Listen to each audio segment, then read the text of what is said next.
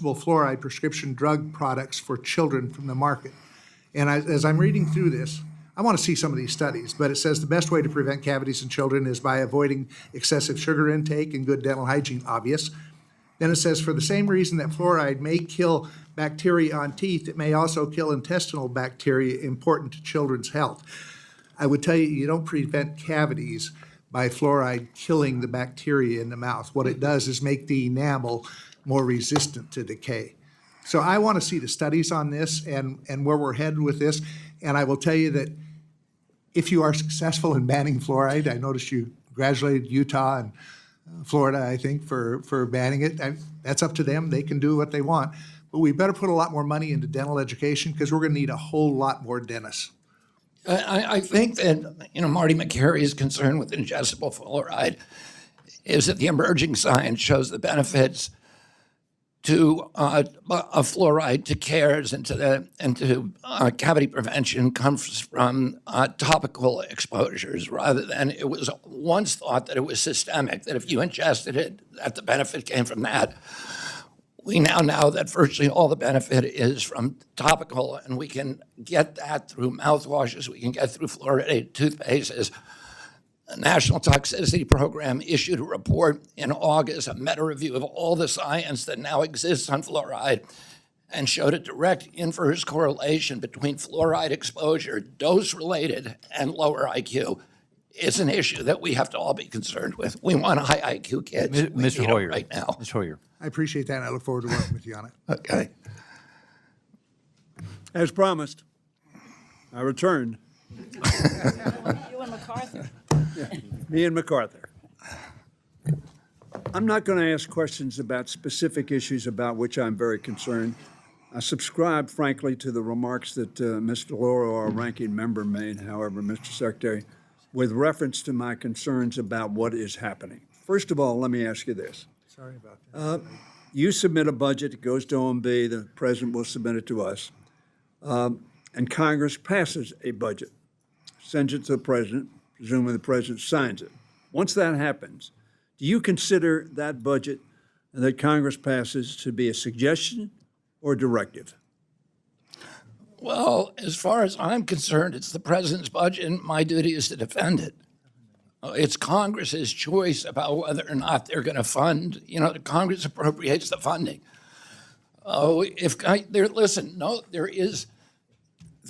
Congressman, there's no agency head that I know of that wants to see his agency gutted or his budget lowered. There's tremendous waste in my agency. It grew by 38% during the Biden administration, and public health went down. Okay, I got 5 minutes. Right, but I just say this. President Trump has a broader vision than me, which is that the $2 trillion we're spending a year that we don't have is landing on our children. That is a health crisis for them. Mr. Secretary, my question to you respectfully was, do you believe it is a suggestion or a mandate? This is a very important issue, which we differ greatly with the administration and with Mr. Musk, that willy-nilly, without Congress's approval, they can remove things, take things away, defund things, fire people. That is not my proposition. I want to know whether it is your proposition. You've answered in the sense that once the budget is adopted, you need to carry it out. Now, whether that was President Trump that signed that budget or President Biden that signed that budget, I presume your premise is the same. Is that correct? I don't know whether you're asking me a rhetorical question because I think it's self-evident. It's not a rhetorical question. It's whether or not you think once the Congress says we're going to spend X number of dollars on X objective, Y objective, that you will follow that. Yes. Okay, that's the answer I wanted. Incidentally, that happens throughout history. The Republican.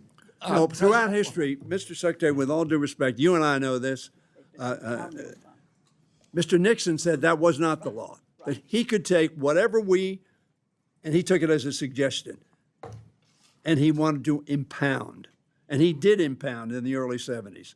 And we passed an act that said you can't do that. Then the Supreme Court heard that case.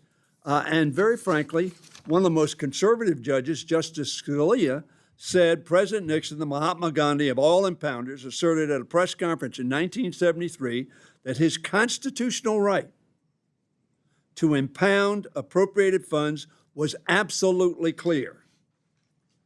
Scalia went on to say, our decision 2 years later in Train versus City of New York proved him wrong.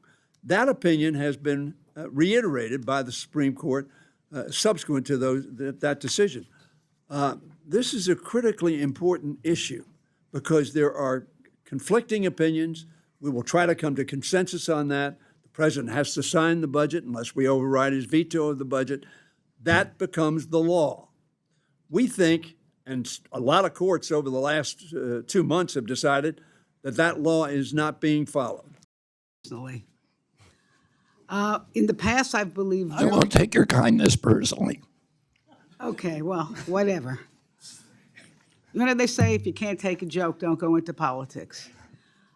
So let me start by saying in the past, I have believed very strongly in the mission of the Department of Health and Human Services. Funding this department should be one of our highest priorities because if it's run correctly, it has the power to save lives, advance life-changing research, and protect the health and well-being of our families, especially our most vulnerable, our children, our seniors. But to be straightforward, as my colleagues know, in other words, my, I am deeply wary of giving $1 to this administration under the current leadership, especially because it seems to be a disregard of science and, most importantly, ignoring the body of government that appropriates funding. That's us, the Congress. In just a few short months, we've seen a level of chaos and destruction. I compare it to a tornado hitting a populated community. Without the consent of Congress, which appropriated funds with Elon Musk's chainsaw, medical research has been gutted, clinical trials have been halted, billions of research grants have been yanked without warning, preventative health programs, those that keep people healthy and out of hospitals, have been slashed to the bone. And I'm from Florida, where we have one of the largest senior populations in the country, and I'm particularly alarmed. Alzheimer's, cancer, heart disease, these are not abstract concerns. Research has been stopped. These are everyday fears of millions of Americans, including my own constituents. And so we've seen the firing of thousands of scientists and other professionals. All this to give tax breaks to our healthiest or wealthiest citizens, who are also probably our healthiest citizens. And to me, that is unconscionable and dumb.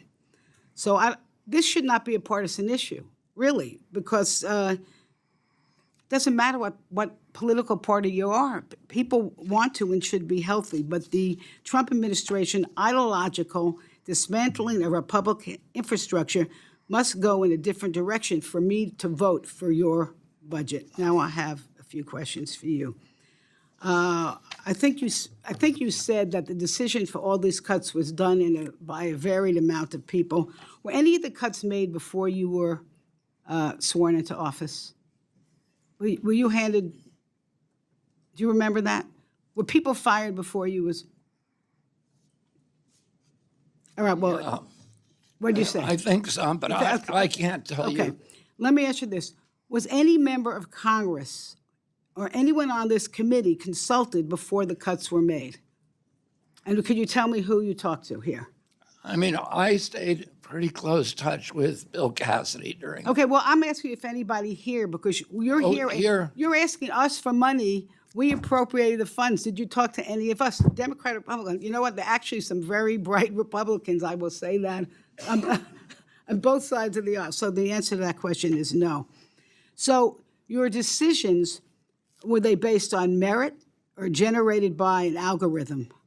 Did somebody get Elon Musk's computer and say, okay, just make 20% cuts? Do you know if that I mean, happened? I disagree with your entire characterization. It was like the recitation of a narrative that, everybody knows out there, and it's the Democratic Party narrative. I'm just asking you a question. But it's just not true. We weren't cutting thousands of scientists. All right, I'm we weren't reclaiming cutting my time. a clinical All right. trial. I mean, everything you said was essentially Okay, dishonest. all right, that's my And point. don't take that personally. So don't take it personally, Mr. Secretary. How many employees have been let go so far? Excuse me? How many employees have been let go so far from your? About 10,000 left, took the fork in the road, about 10,000 more. And how many are on administrative leave now, waiting to be fired in June? Well, that would be the second 10,000. Okay, so, and are they currently being paid? Yes. So they're being paid to do nothing. Well, there's a lot of them are supposed to be coming in still. But they're coming in to do nothing because they're not allowed to work. Oh, no, we want them working. Are you empowered to reverse these decisions? Yes. You are, okay. And how was the 15% indirect research cost cap decided? The 15%. Research, there's now a 15%. That's pretty much about 2 to 3 points above industry standard. So we were just, I mean, if you're the Gates Foundation and you give a scientific grant to Stanford, you're giving them a 10% indirect So research. you base this on the Gates Foundation? All of the Rockefeller Foundation, all of the other foundations that give to I'm gonna just ask you biomedical research. One more question. You're asking me a question, You've but you done won't let ve- me answer it, You've Congressman. done very well, very, very well. I just want to know, are you going to, can we trust you? If we put money into the budget for you, you're going to spend it the way we've directed it? Yes, that's Really? what the law requires. Okay, thank you. I yield back. Mr. Moore. Thank you, Mr. Chairman, and thank you, Secretary Kennedy, for being here. So yesterday we had good news in West Virginia. I want to thank you and your team for working with the West Virginia delegation, and especially my office, to bring back NIOSH, the facility in Morgantown. This facility and the programs it administers are absolutely critical to West Virginia and to our nation's coal industry. Mr. Secretary, my understanding is that the 111 employees at NIOSH in Morgantown were reinstated earlier this week. Is that correct? Yeah, I reinstated 328 employees at NIOSH. About a little over a third of them were in Morgantown, and about a third in Cincinnati. And then the World Trade Center group I also reinstated. Well, thank you for that. And the Black Lung Screening Program and the Coal Workers Health Surveillance Program are particularly important to West Virginia. My understanding is that the Coal Workers Health Surveillance Program at NIOSH will be fully reinstated. Is that correct? Yes, the program will continue to function with continuity. That's great. And thank you for that very much. And Mr. Secretary, it's my understanding that the programs for occupational safety and testing, like the respirator testing programs, will also be fully operational again. Is that accurate? Yes, that's accurate. Very good. Well, thank you so much for working with my office on that. As I stated, it's critically important to our coal miners and their safety and the work that they're doing, which is hazardous but very important to our country. And lastly, I do want to, and see, I'm not going to take a lot of time here, Mr. Chairman. So I do want to thank you for visiting my children's school, their Catholic school there in Martinsburg, West Virginia, with our governor recently. My daughter was there on stage with you, one of my kids, and we had a great announcement there as it relates to food dyes. And thank you for being there and being supportive of us, and also just your generational service to this country. I'd be remiss if I didn't mention my close family friend who passed away just a few years ago, who was your father's campaign manager in the state of West Virginia when he was running for president, who obviously left a huge impact on our state. Thank you for all the work you're doing to make America healthy again. We obviously need the help in West Virginia, and thank you for all the support that you've come into the state, helped us support these programs that we're trying to bring back our folks to a healthy lifestyle and path. Thank you so very much for everything you're doing for this country and for West Virginia. Thank you, Congressman. I've spent a lot of my career in West Virginia, and my family has deep roots there. My uncle, President Kennedy, would not have been president had it not been for the people of West Virginia. And that primary was the most critical primary, and Wisconsin was the second one in 1960. And he always reminded us of that. And I don't think any member of my family has ever forgotten, and it's a joy for me to be able to spend time in your state. Well, thank you so much for that. There's a lot of great books written, by the way, on that primary in West Virginia. So thank you so very much, Mr. Secretary. Ms. Watson Coleman? Thank you, Chairman. Mr. Secretary, few things enrage me more than the racist attacks I see this administration carrying out by embarking on an ignorant crusade to rid the government of any programs that are working to improve the lives of Black Americans. The administration has moved to ban the words Black, race, bias, minority, oppression, prejudice, discrimination, disparity, and racism. Any grant application on federal programs that include these words had them immediately stripped. It is painfully clear to me that in doing this administration that you work with and work for is attempting to legitimize racial discrimination, and that, sir, is a moral disgrace. It is not woke to improve the health and well-being of Black people who are disparingly impacted by just about every health issue. It should not be controversial to make right a healthcare system that was not built to help people like me, to take my concerns, my pain, my health very seriously in this country.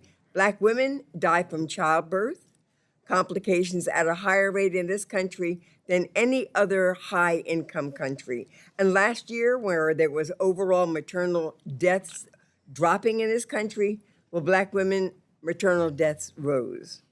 This sickens me, and it tells me that our government has so much more that we must do to focus on improving the lives of Black women, not less.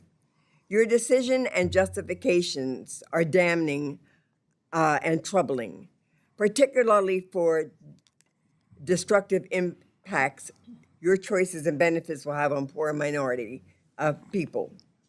So tell me, sir, how will eliminating minority health offices, how will eliminating initiatives and programs across the department that were created to look at the disparity in healthcare and the need to give greater attention to the fact that Black folks' experience in healthcare was very damaging, was very different. How exactly will HHS banning the words that we use to describe ourselves make us healthier?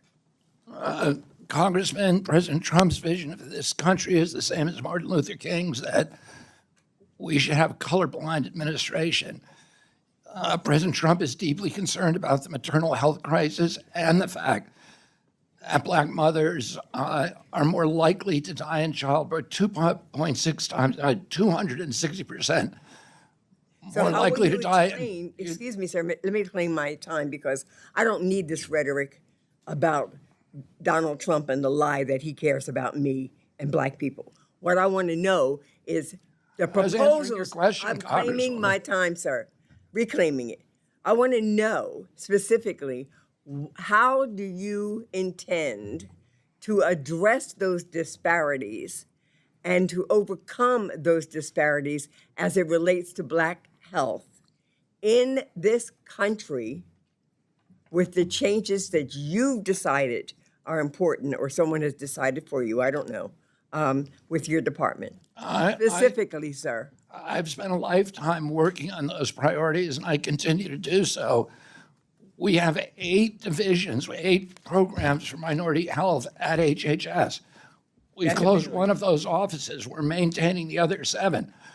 We have 42 programs for maternal health. We're going to close a couple of them and consolidate them. We're going to still spend $1.7 billion a year. The commitment is there. We're just reorganizing. Okay, you know what? The impact of reorganization is something that I shall continually ask you to show me. So please let me warn you now. I welcome those inquiries. And I don't want rhetoric, I want numbers. The other thing that really troubles me, sir, is LIHEAP. It is a program specifically to address the needs of low-income and minority families as it relates to heating and even air conditioning. Why Why? And what is your rationale for eliminating that program specifically? Why? I'm very What? committed to Lahi. My brother ran a low. I don't care about your past. I care about your functioning in this department, in this administration right now in response to this question. My time has expired. Oh, well, then so has your legitimacy. I yield back.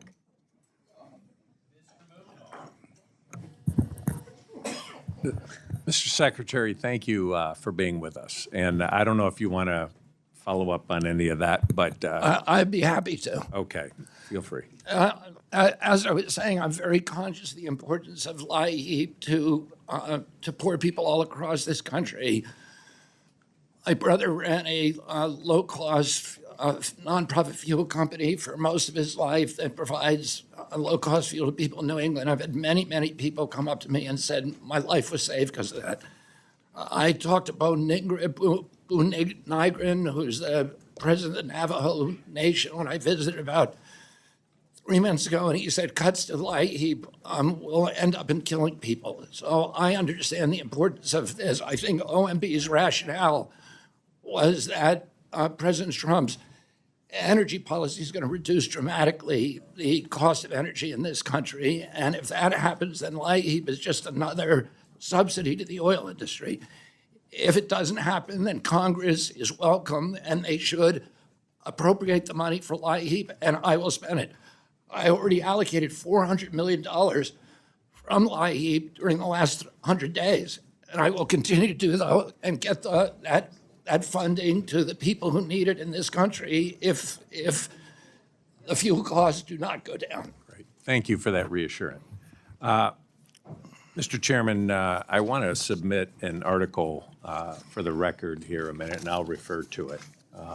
But last month, the National Security Commission on Emerging Biotechnology concluded in its report to Congress that the Chinese Communist Party seeks to dominate the global biotechnology industry so that other countries, including the United States, are dependent on the channels it controls.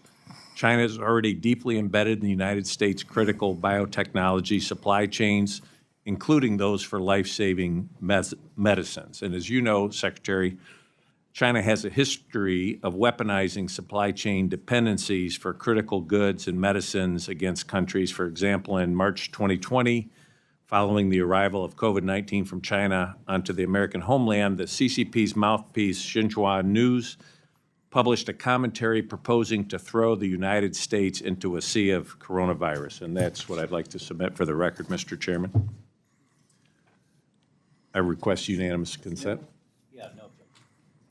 Would you agree, Mr. Secretary, that overt reliance on the CCP and the U.S. biotech and health ecosystem poses a threat, and that we should be developing independent supply chains to protect the health and well-being of Americans so that we reduce our reliance on China for critical medicines and their active pharmaceutical ingredients? Yeah, absolutely. And this is a priority for me and for this administration. China does not spend its biomedical research money on DEI or on other issues. They're directly and narrowly focused on creating dominance across the globe. We saw the problem with supply chain control by the Chinese during COVID. And also, the Chinese have a specific program called the 1,000 Talents Program. It is designed to steal U.S. IP and technology, and we have facilitated that at NIH by funding Chinese scientists with contracts that don't require them even to report their science back to our country, but they give it directly to Chinese military scientists on bioweapons research that we gave them the technology for. This is how out of control NIH was under my predecessors. We are working very, very hard and successfully to bring production home. I've met repeatedly with Eli Lilly, which is now building 9 facilities, 9 factories in this country, including for essential medicines, the ingredients, essential ingredients for those medicines.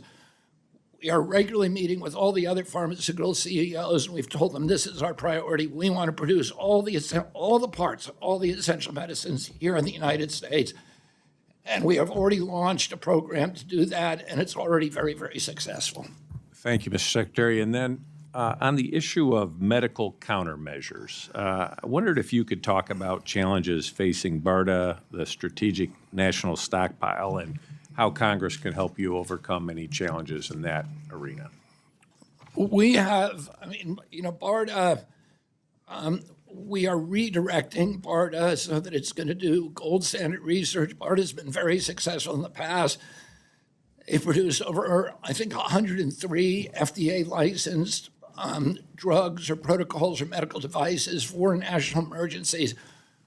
We run the national stockpile, which has $17 billion worth of supplies.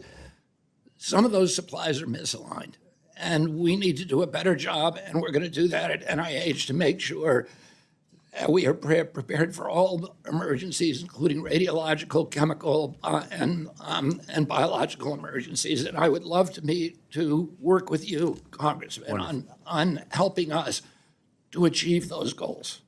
Wonderful. And then finally, a couple of things. One is I want to compliment you on your commitment to public service and the way you've responded with grace towards people who have opposed some of your political views, including some of your family members, and I've kind of followed that. I want to really highlight the fact that your Make America Healthy Again has really put this in the spotlight, in these chronic diseases, and especially starting with children. And nutrition, healthy lifestyles. I know our community health centers in my district, which is a rural district, want to work with you on those goals. What can we do to promote this with young children, healthy lunches, all sorts of areas where local communities can partner with you in this effort? We are about to reissue the dietary guidelines, and we're going to do it very quickly. We have until January, but we're going to do it. I think we'll have it done even before August. And we took the Biden guidelines, which were 453 pages long and were clearly written by industry, that are incomprehensible, driven by the same industry capture and those kind of carnal impulses that put Fruit Loops at the top of the food pyramid. And we are changing that. So we're going to have 4-page dietary guidelines that tell people essentially eat whole food, eat the food that's good for you. That's going to drive changes in the school lunch programs. And we're going to need your help to make sure we can get good school lunches to Head Start. I've been touring these Head Start facilities. Everything they eat is in a package, and it is just loaded with sugar and with chemicals. We're poisoning this generation, 800,000 kids, the poorest kids in our country, and we're starting them out with this count against them, with diabetes. Pre-diabetes, 38% of our youth now are diabetic or pre-diabetic. That was 0 when I was a kid. Anybody thinks that we did gold standard medicine in this country from these institutions, look at our children. They're the sickest children in the world. Laura, you say that Congressman DeLauro, you say that you've worked for 20 years on getting food dye out. Give me credit. I got it out in 100 days. I'll give you that credit. All right, so let's work together and do something that we all believe in, which is have healthy kids in our country, for God's sake. Ms. We can all Dean. do that together. There's no such thing as Republican children or Democratic children. There's just kids, and we should all be concerned with them. Thank you, Mr. Secretary. Ms. Dean. Mr. Secretary, Madeline Dean, Suburban Philadelphia. Thank you for being here. I want to read the very first sentence of your written testimony, which you have submitted. The mission of the Department of Health and Human Services, HHS, is to enhance and protect the health and well-being of the American people. And we are here to analyze the 2026 budget request, as the chairman points out. But I also want to take a look at what the ranking member has taken a look at, which is the cuts going on right now to that which has already been appropriated. We have to really keep a clear line here between what's your proposal for 26 and what is going on right now against the legislation that we have passed and that has been signed into law. I have to tell you that I'm more interested in substance than slogans. I'm getting a little lost in the MAGA, the MAHA, now there's AHA. I don't know where we're going with this. I want to talk about the substance. And in this case, something very personal to me is the issue of addiction and mental health. And I know you care deeply about these issues. I know you have been honest about your own recovery, your own struggle with addiction. In my family, my middle son, Harry, is now 12 and a half years in recovery from opioid addiction. It was a long road. It was a hard road. In active addiction, you know how difficult it is, and it's difficult to bring a family member back. I give Harry great credit. He now works in the area of addiction. That's why I'm very, very worried about what is going on with SAMHSA. If you take a look at the data, the numbers, we were getting somewhere. 2 years ago, 3 years ago, we were losing 110,000 people a year to overdose. That's 300 people a day. I call that a jetliner a day of souls crashing to this country. Just last year, the second half of 23 and the first half of 24, 12 months, that number went down 27% to 81,000 deaths of overdose. Don't let me minimize 81,000 deaths. That's still 220 people a day. Today, tomorrow, yesterday, 365 days a year. But a 27% reduction in overdose deaths in this country, overdose is still stealing a generation in this country. So why in God's name are we shuttering SAMHSA? We are not shuttering SAMHSA, and I share your concerns, and I'm anxious to work with you on this problem. I'm fully committed to it. Because of my own history, I lost a brother to overdose. I lost one of my nieces during the pandemic to overdose. Like every family in this country has somebody that was lost. As you point out, we were losing, I think, 3 years ago, 106,000 American kids. It's double the number that we lost during the 20-year Vietnam War. And we ought to be applying the Why same the cuts to resources. SAMHSA? And why are you shifting? We are not you've already shuttering cut. SAMHSA. We are still running 500 addiction centers. You've already Across- cut SAMHSA, and the budget proposal is to shutter it and shift it to an AHA program, which I don't know what AHA means. To shift it to the Administration for Healthy America. We're shifting is a lot that- of the chronic disease programs out of CDC into a center that will address chronic And you and I disease. agree that addiction is overdose is a public health epidemic in this country. Yes. Then why would we, when we are finally seeing some success, bury that success, put it in an AHA program, which, by the way, logically doesn't make any sense. We have to now rehire people and figure out what their roles will be within AHA.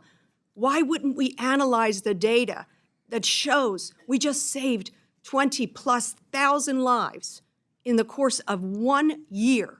This matters in my district. I have buried way too many kids to overdose, to fentanyl poisoning, by the way. You don't have to be an addict.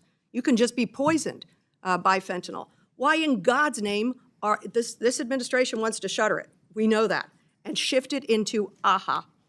Why would you do that? They don't want to shutter. What we want to do is we want to shift that function into a place where we're going to be able to administrate it more efficiently, and that's all. What analysis was done? Can you show us the study that led you to the decision, shutter SAMHSA, shift it, we call that shift and shaft in my old days as an appropriator in Pennsylvania, shift it over here, throw it in a block grant program, and good luck.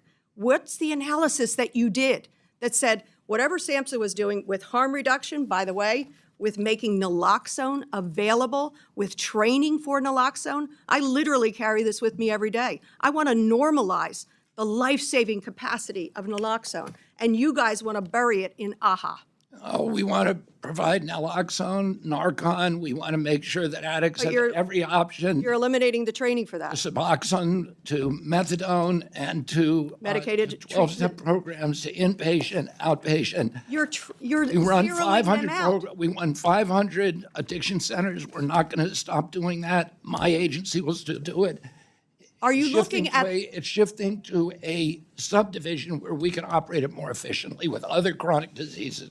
but do you realize that, EDC is going to do infectious disease, which is why we created it.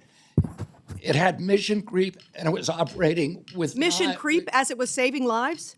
Mission Mr. creep. Secretary, I beg of you, talk to these families. You know these families. You are these families. Help us save more lives. Don't shift it and shaft it. Mr. Clyde. Thank you, Mr. Chairman, and thank you, Secretary Kennedy, for appearing before our subcommittee today. As we consider the future of Americans' health in the Department of Health and Human Services, I appreciate the opportunity to discuss reforms that prioritize the health of our citizens while restoring transparency, accountability, and constitutional limits on federal power. For too long, federal health policy has been burdened by wasteful spending and ideological agendas, undermining the scientific integrity and public trust. I'm encouraged by this administration's efforts to end the politicization of our health agencies and to bring common sense and accountability back to HHS. I also support the Make America Healthy Again initiative, which addresses the consequences of misguided policies, poor nutrition standards, and harmful medical practices. Americans face record levels of obesity, chronic disease, mental illness, and pharmaceutical dependency. Secretary Kennedy, I commend your leadership in launching a commission to examine the root causes of these crises. But we cannot talk about restoring health without also confronting one of the most horrific scandals of our time, the trafficking and exploitation of children at our southern border, often under the watch of the very agency tasked with protecting them, HHS. The Biden administration dismantled critical safeguards, turning the Unaccompanied Alien Children program into a pipeline for abuse. These are not bureaucratic oversights. They are instances of state-enabled child trafficking, and they must end. I support the President's budget proposal to eliminate welfare benefits for illegal aliens and refocus the UAC program on its core mission, and that is protecting vulnerable children from trafficking, labor exploitation, and abuse. No taxpayer dollar should fund these horrors, and yet the Biden administration made the federal government the final link in the chain of child trafficking. So I want to ensure the money that we spend on health policy is guided by constitutional principles, rigorous science, and the interests of the American people. So my first question for you is, do you know approximately how many children over the last 4 years have gone missing or remain unaccounted for after being released by HHS? Have you looked into that? The estimate, Congressman, from the Office of the Inspector General, and it's considered a very low estimate, is 291,000 children missing. 291,000 children But the estimate, the actual numbers are probably much higher than that. They could go up to 500,000. And if you look at the grand jury report from Florida, what happened to many of those children is just horrific. They were my predecessor was deliberately employing a policy of speed over safety. So they waived all of the identification requirements for sponsors. Sponsors were not required to show valid identification. They were never fingerprinted, so we didn't know if they had criminal records. There was no DNA testing, so their claims that they were taking a family member were dubious at best? Yeah, they were dubious. And we in Cleveland, one of the according to the grand jury testimony and the grand jury findings in Florida, there are so many episodes. One of them is a man in Cleveland who picked up a 16-year-old girl claiming to be her brother, raped her, impregnated her, put her in a home where she was being regularly raped of all men, and then got a 16-year-old boy who disappeared and went back 2 other times for other children. This was happening again and again. one agency placed 592 children with 120 sponsors. 400 children were shipped to a town where there's a meat packing plant in Kansas. 400 children who, they had to come and claim that the sponsors had to claim that those children lived in that town. And we've seen the fake ID where you have one guy who is photoshopped in with a whole bunch of different children, and he's showing up and picking up at these kids one at a time. The Biden administration knew about it. They saw the same pictures we did, and they did nothing. There's 160,000 help complaints that were never investigated. I've launched now a criminal task force. We've opened up 500 criminal investigations and already brought 80 to court. So we are going to try to do everything we can. We're working with DHS to find these children, but the federal government under the Biden administration became the biggest facilitator for child abuse probably in the history, certainly in the history of our country. Well, thank you. I was going to ask you, how are you going to hold these contractors and officials accountable, but I think you answered that question already. We're already doing fingerprinting on every sponsor. We're doing DNA testing on every sponsor. We're doing income testing on every sponsor, and we're doing valid ID testing. Nobody gets a kid without showing that they are a family member. Thank you. And I see my time has expired, so I yield back. Thank you for that excellent work. Thank you, Mr. Clyde. Mr. Harder. Thank you so much. Secretary Kennedy, I'd like to start by talking about your personal story. You've talked openly about your battle with addiction, and I want to thank you for being so open about talking about your road to recovery. As you know, addiction is a real crisis. Tens of thousands of Americans died this year from overdoses. My community knows this all too well, and all of us have been to far too many funerals. So, Secretary Kennedy, I'd like to start by just grounding us in the reality of what treatment like that actually looks like. As I understand it, you were 15 up until when you entered into an inpatient rehab facility. You credit the care you received there as a turning point. Do you have a sense of approximately how much money your family spent on your addiction treatment? Well, I spent the money on my addiction treatment, and at that time, the rehab was probably like $800 a day. I think today they're much higher than that, many of them. Yeah, I think that's right.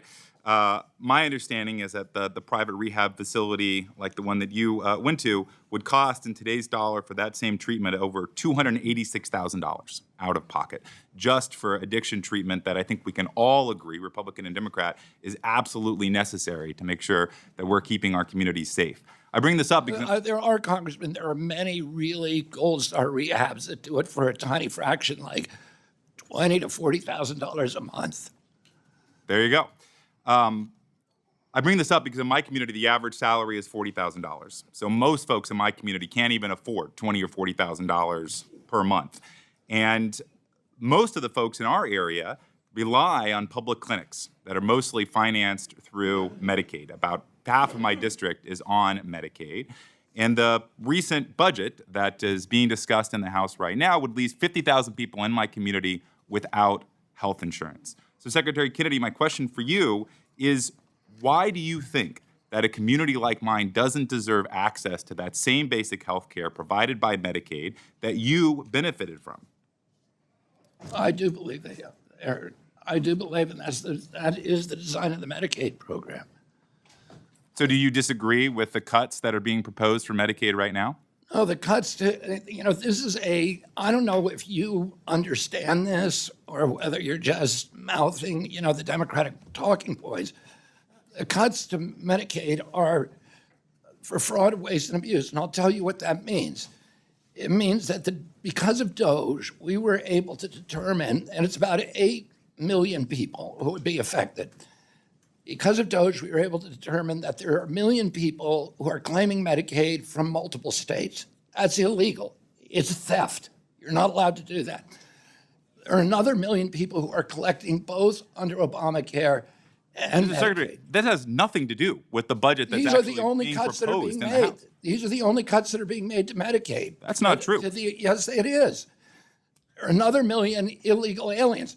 We announced a law yesterday, a rule yesterday, we're not going to pay illegal aliens anymore. And guess what Gavin Newsom did this morning?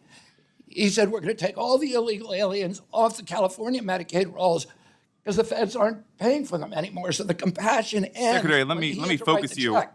on the actual numbers of the last budget that's group, being the proposed. final Secretary, I group. regain my time. I think what you are saying is final absolutely inaccurate in terms of the 13 million Americans that will lose access to health care. Let me tell you, the folks in my district are not actually getting Medicaid in another state. They can't travel to get it in another state. The clinics that are providing that life-saving Let me care tell you are the last resort for Let me folks tell in you our the area. last category.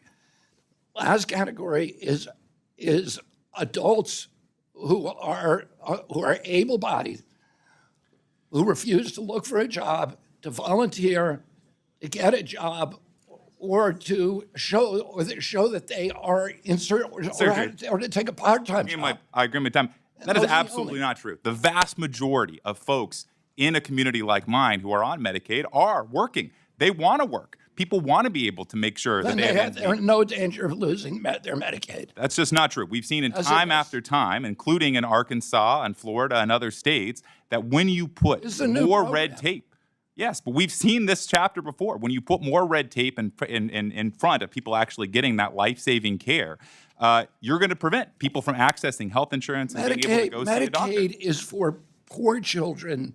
It's for women, for mothers, and it's for the disabled. It is. And 13 million of those people are going to lose health insurance if this budget becomes law. They're already losing their health insurance because of all the able-bodied people who are not looking for jobs on Medicaid. Secretary, I'll just close by saying this. I hope that you remember the grace that was given to you during your darkest days. And I recommend that you come to a district like mine and stare at a single mom who has young kids, who's at risk of losing her health insurance because Where of is more your red district, tape. Congressman? Stockton, California. Come on out. We'd love to have you. And I hope that you can actually explain why this program is going to make her life healthier and help with the actual outcomes that we're talking about, because I think that's a hard case to make.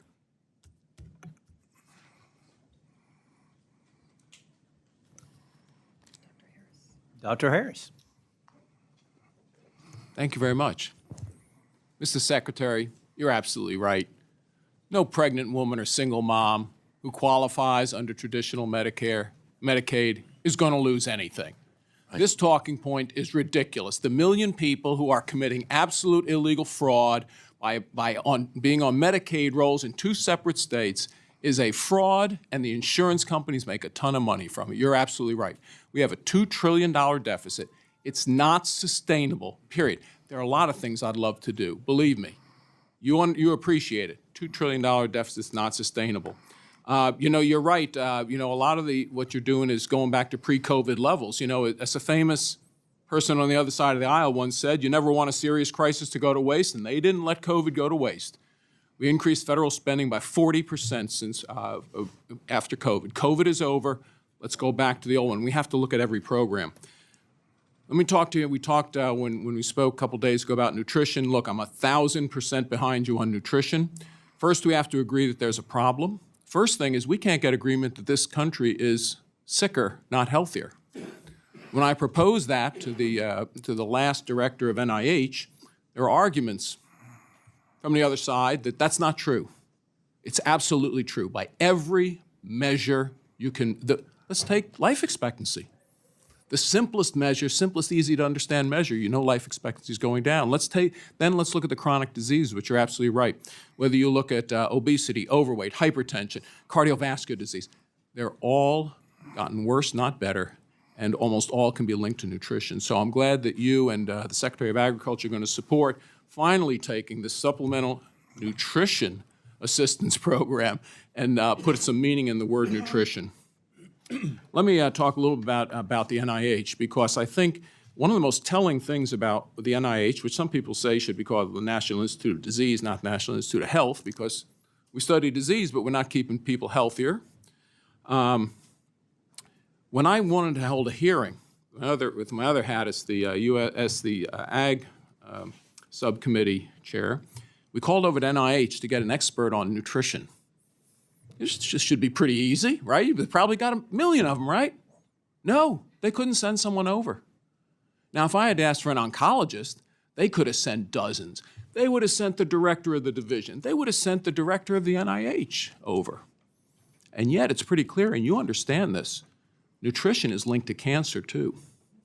Might need fewer oncologists if we had some better nutrition. And God bless you in what you're trying to do with that. That study out of WashU in December that actually shows the link with high intake of fructose to the carcinogen, the lipid, and the lysophosphatidylcholines that are metabolized by humans from fructose that increase tumor growth.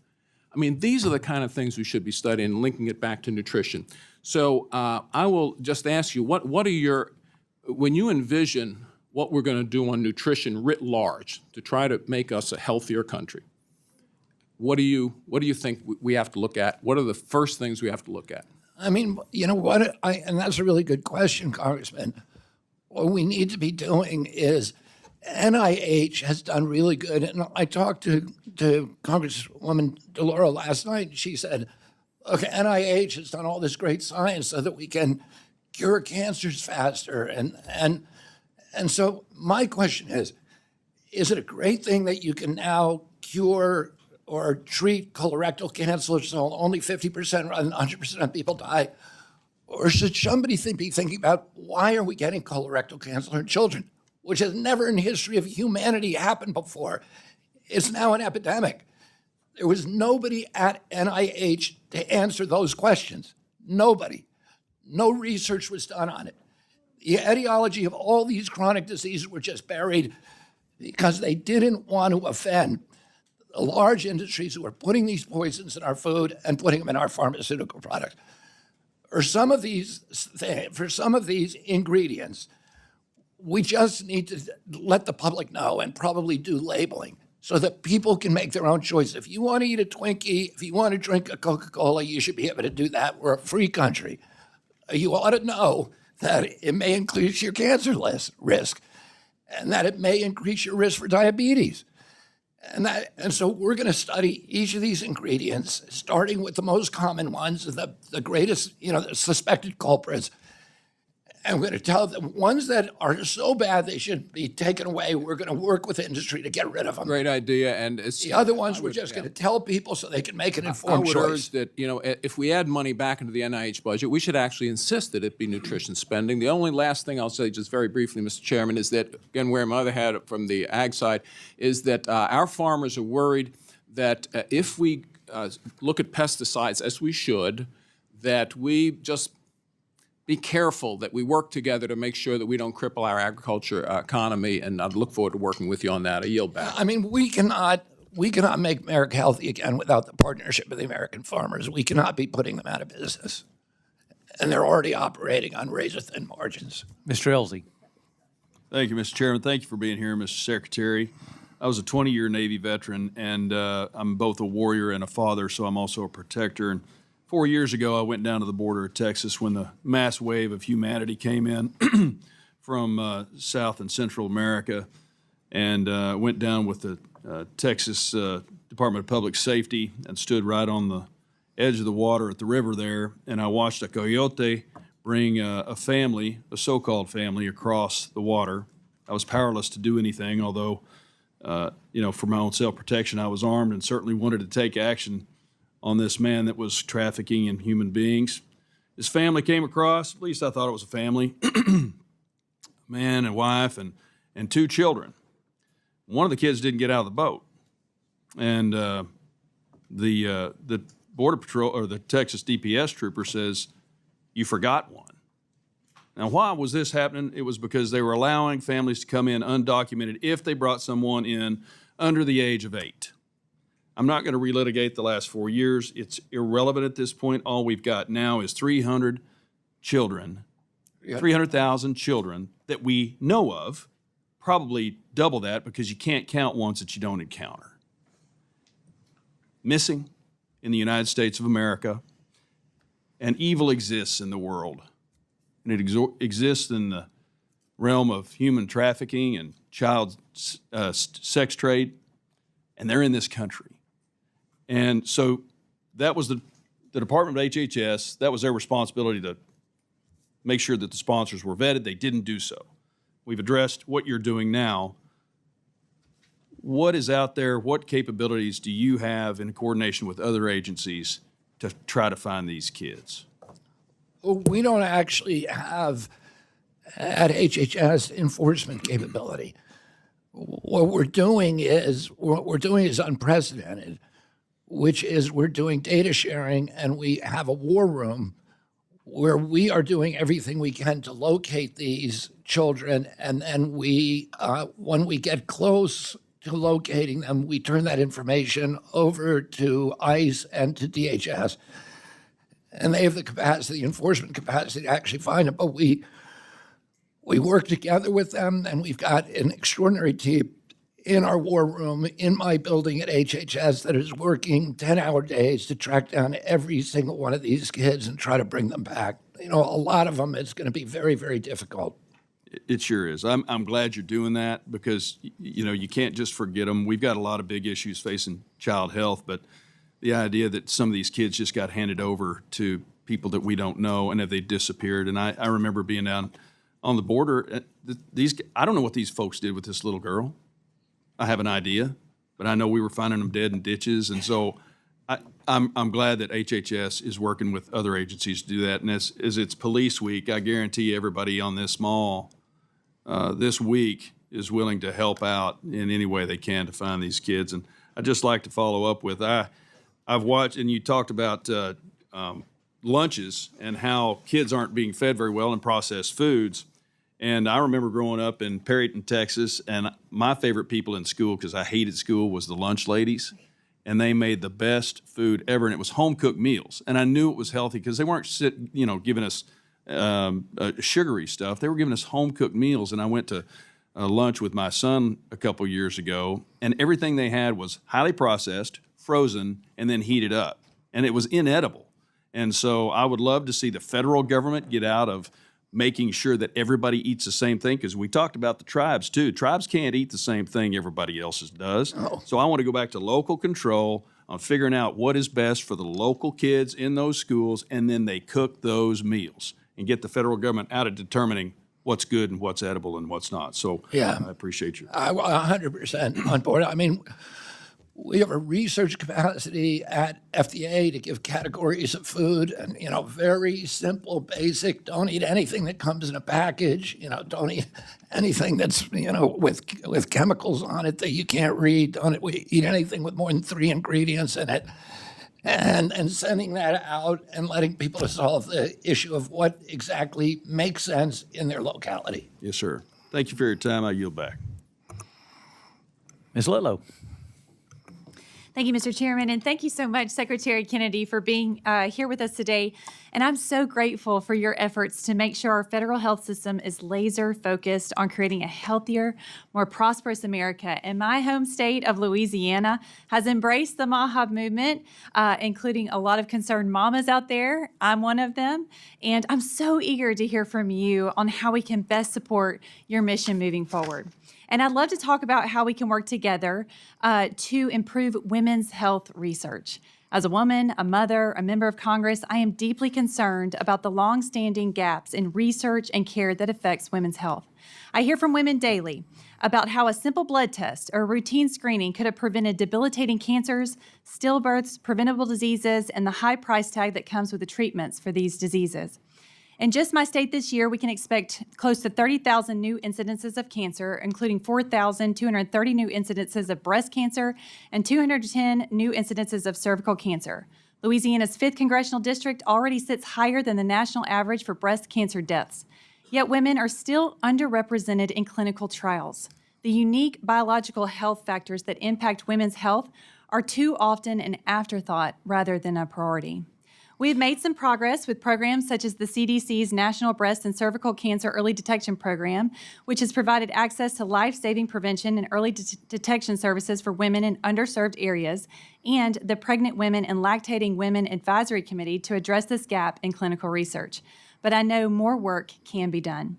Secretary Kennedy, what specific actions will the department be taking to build on these existing programs and ensure that research funding, policy direction, and implementation reflect the full scope of women's health needs? Yeah, I want to thank you, Congresswoman, and also take note of a fact that there was one of the canards that has been widely reported in in the mainstream Democratic Party press is that we terminated a 30-year women's health study at NIH, which was reported initially in the New York Times. The report was inaccurate, really badly inaccurate. We very strongly support that. Jay Bhattacharya, who is the director of NIH, actually has done a lot of his research on that database, and we are going to continue that. We have 42 maternal health programs throughout the agencies. We're going to continue that commitment. That's a multi-billion-dollar commitment, and we're going to continue that. And I'd love to work with you directly to figure out, what we can do more to make sure that we have great detection, that we have great diagnosis, early detection, and prevention. Thank you. I look forward to working with you on that. I also represent a largely rural district that covers 21 parishes in Louisiana, many of which are considered medical deserts. I hear from my constituents daily about the lack of access to regular and specialized care. My district is part of the Delta region along the Mississippi River, and within the Delta, there are a number of types of cancers and chronic illnesses on the rise, and there seems to be little success in slowing the morbidity rates down. The 5th District also ranks worse than the national average in cardiovascular disease deaths, kidney disease, and diabetes deaths. This is only one part of the long history of the Delta region having poorer health outcomes than the rest of the nation. Secretary Kennedy, what initiatives are the agency planning to implement to improve health outcomes in the Delta region, and how can Congress partner with you to ensure that these plans come to fruition for our rural healthcare deserts? Congressman, this is a priority for me during this administration, and I made that commitment to many of the senators who voted for my confirmation. It was probably the most commonly repeated concern about rural health and the decline in opportunities in rural health. We have programs at HRSA to increase personnel and frontline responders and frontline treatment personnel in those districts, which is there are chronic shortages of doctors and nurses who want to move to those areas. We are going to make sure to continue to support rural hospitals and healthcare centers. We are going to dramatically revolutionize the availability of telehealth and AI so that people can avoid emergency rooms by getting treated at home. I looked at a technology yesterday that can accurately diagnose strep throat by telephone using your telephone camera with taking one picture of the inside of your throat. And the accuracy of that test is greater than a strep swab. And these are opportunities so you can prevent somebody from having to go to the emergency room, and you could get them a prescription on site. There's so many opportunities that are so exciting. Yes. And we have just the right team in place to implement them and deploy them across the country. Dr. Oz, and we have Chris Klum, who is, came out of the tech industry, who is integrating AI into all of our systems there. We're really going to revolutionize this agency. That's wonderful news. My time's expired. Thank you so much. Thank you, Ms. Letlow, and I think we've covered all the every member has got a chance to ask a question, but before we do adjourn, I would like to recognize the ranking member, Ms. Laura, for any closing comments. Thank you very much, Mr. Chairman. And first, I would like to, on Congresswoman Dean's behalf, enter an article into the record. Thank you, Ranking Member. I wanted to enter an article into the record on the topic of Medicaid and work. It is by the Kaiser Family Foundation. It is dated February the 4th. I believe you have it at the desk. Understanding the intersection of Medicaid and work. Unlike the bigoted chestnut that we see very often written that Medicaid recipients are not working, the data shows the vast majority of able-bodied people are working. Without objection, it'll be included. Thank you. Mr. Law. Thank you very much. Sorry, Ms. Letlow left, but I think it's important to note that in the 2026 budget, and under CDC, the breast and cervical cancer program has been eliminated. I think that's important to understand for women's health. Also, Secretary Kennedy, you committed to following the law and awarding congressionally appropriated funds in 2025. And please understand that we are in 2025 and we are under the continuing resolution, which is the 2024 budget. So quite frankly, it should be an easy transfer to 2024 to 2025. But that is what is operative. That is the law of the land, not a suggestion, not a directive, a law of the land. But the evidence suggests that you are cutting billions of dollars in funding right now. The evidence shows that you are withholding at least $2.7 billion in life-saving NIH research, and that is only midway through 2025. And based on the evidence, I believe, and the OMB director has indicated, that you are going to illegally impound billions of dollars of congressionally appropriated funding for NIH research in 2025. To make matters worse, you are proposing to cut NIH funding by $20 billion in 2026. You do not have the authority to do what you are doing. Congressman Hoyer pointed out that very clearly and explicitly. You don't have the authority. This administration does not have this authority. You're reorganizing of the NIH. You don't have the authority. That is in the jurisdiction of the United States Congress. You want to eliminate 5 agencies. You want to create a new agency once again. I don't mean to be repetitive, but I do mean to be repetitive. You do not have the authority to do any of that. A couple of other areas I think are important. HHS makes medical decisions every day. You're making medical decisions every day. You're the secretary of HHS. You have tremendous power over health policy. Really horrified that you will not encourage families to vaccinate their children, measles, chickenpox, polio. Vaccines are one of the foundations of public health. Vaccines, yes, save lives. And the fact that the Secretary of Health and Human Services refuses to encourage children to be vaccinated is a tragedy. And we have already had 2 children in the United States who have died needlessly from measles. Let me also move forward. You talked about the NIH and the science at the NIH. And just very, very quickly, high-profile successes from NIH research: Human Genome Project, immunotherapy, CRISPR gene editing, sickle cell cure, vaccines for HPV, hepatitis, mRNA vaccines, including the life-saving COVID vaccines, artificial heart valves, GLP-1 medications for diabetes and weight management. It is one can look at and see what works or doesn't work, but you can't sit here and tell us that NIH has been a failure and that the science and the people who have worked at the NIH have not made unbelievable discoveries to cure. I have a question which had to do with NIH. And you don't have to answer this question, but I don't understand why Republicans get to call you to spare offices like NIH. Who do Democrats have to call? Is there a special phone number if I want to save tobacco prevention? Lead poisoning, 9 million children were lead poisoned in Flint, Michigan. 9 million kids, okay? So tobacco prevention, lead poisoning, oral health. Who do we have to call to be able to get those things reinstated? And finally, let me just say this to you, because there's been a discussion here. Well, on nutrition, I would just say to you that, look, I'm very, very big on nutrition, food safety. I've spent, the last 20 or 25 years dealing with this issue. So I'm supportive of some of the areas that you have talked about. And by the way, the Office of Research at the NIH, they can only spend $1 million on research. This committee can provide them with a hell of a lot more money if we want them to do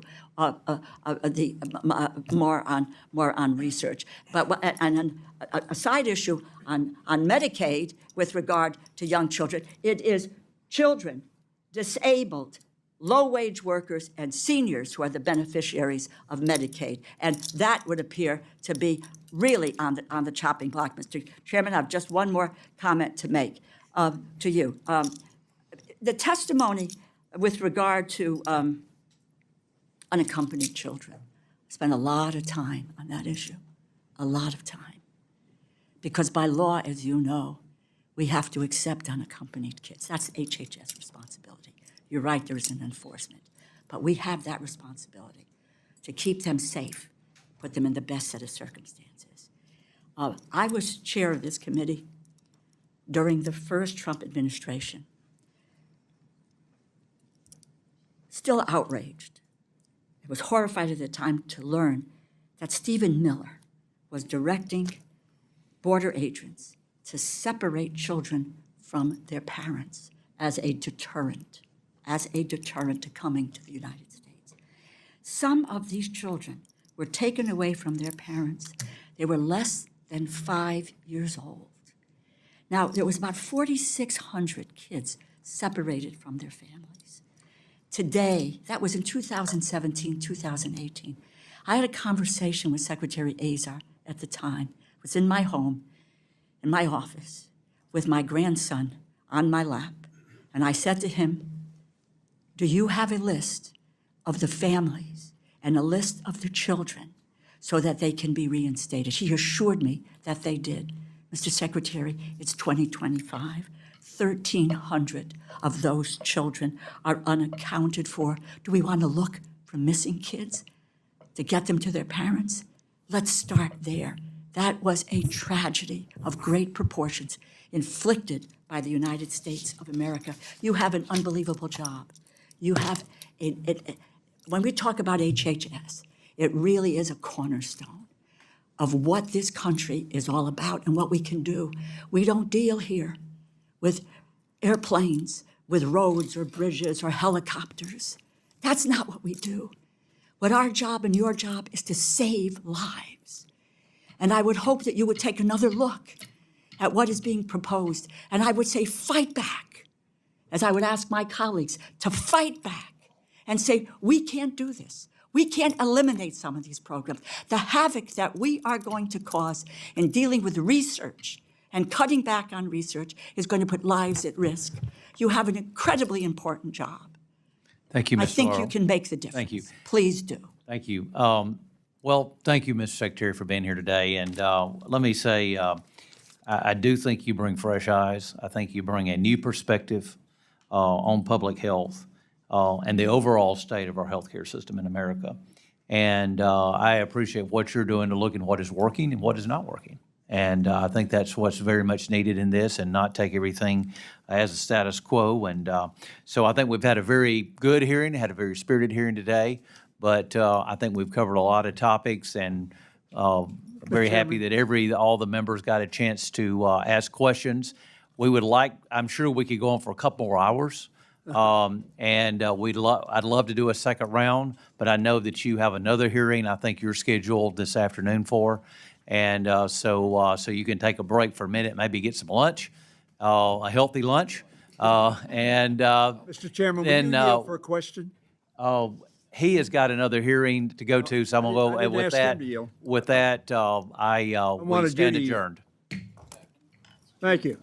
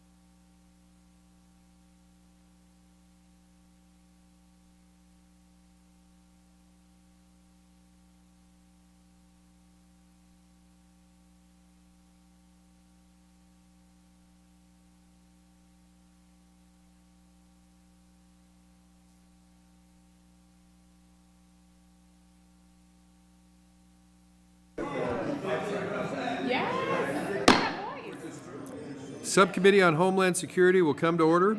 Welcome to the subcommittee markup for fiscal year 2026 Homeland Security Appropriations Bill. I would like to welcome the full committee chairman, Mr. Cole, and ranking member, Ms. DeLauro, and subcommittee ranking member, Ms. Underwood, and the members of the subcommittee. I will hold my comments until the end, so I'll begin by recognizing the distinguished gentlelady from Illinois, Ms. Underwood, for her opening comments. Well, good evening, and thank you, Mr. Chairman.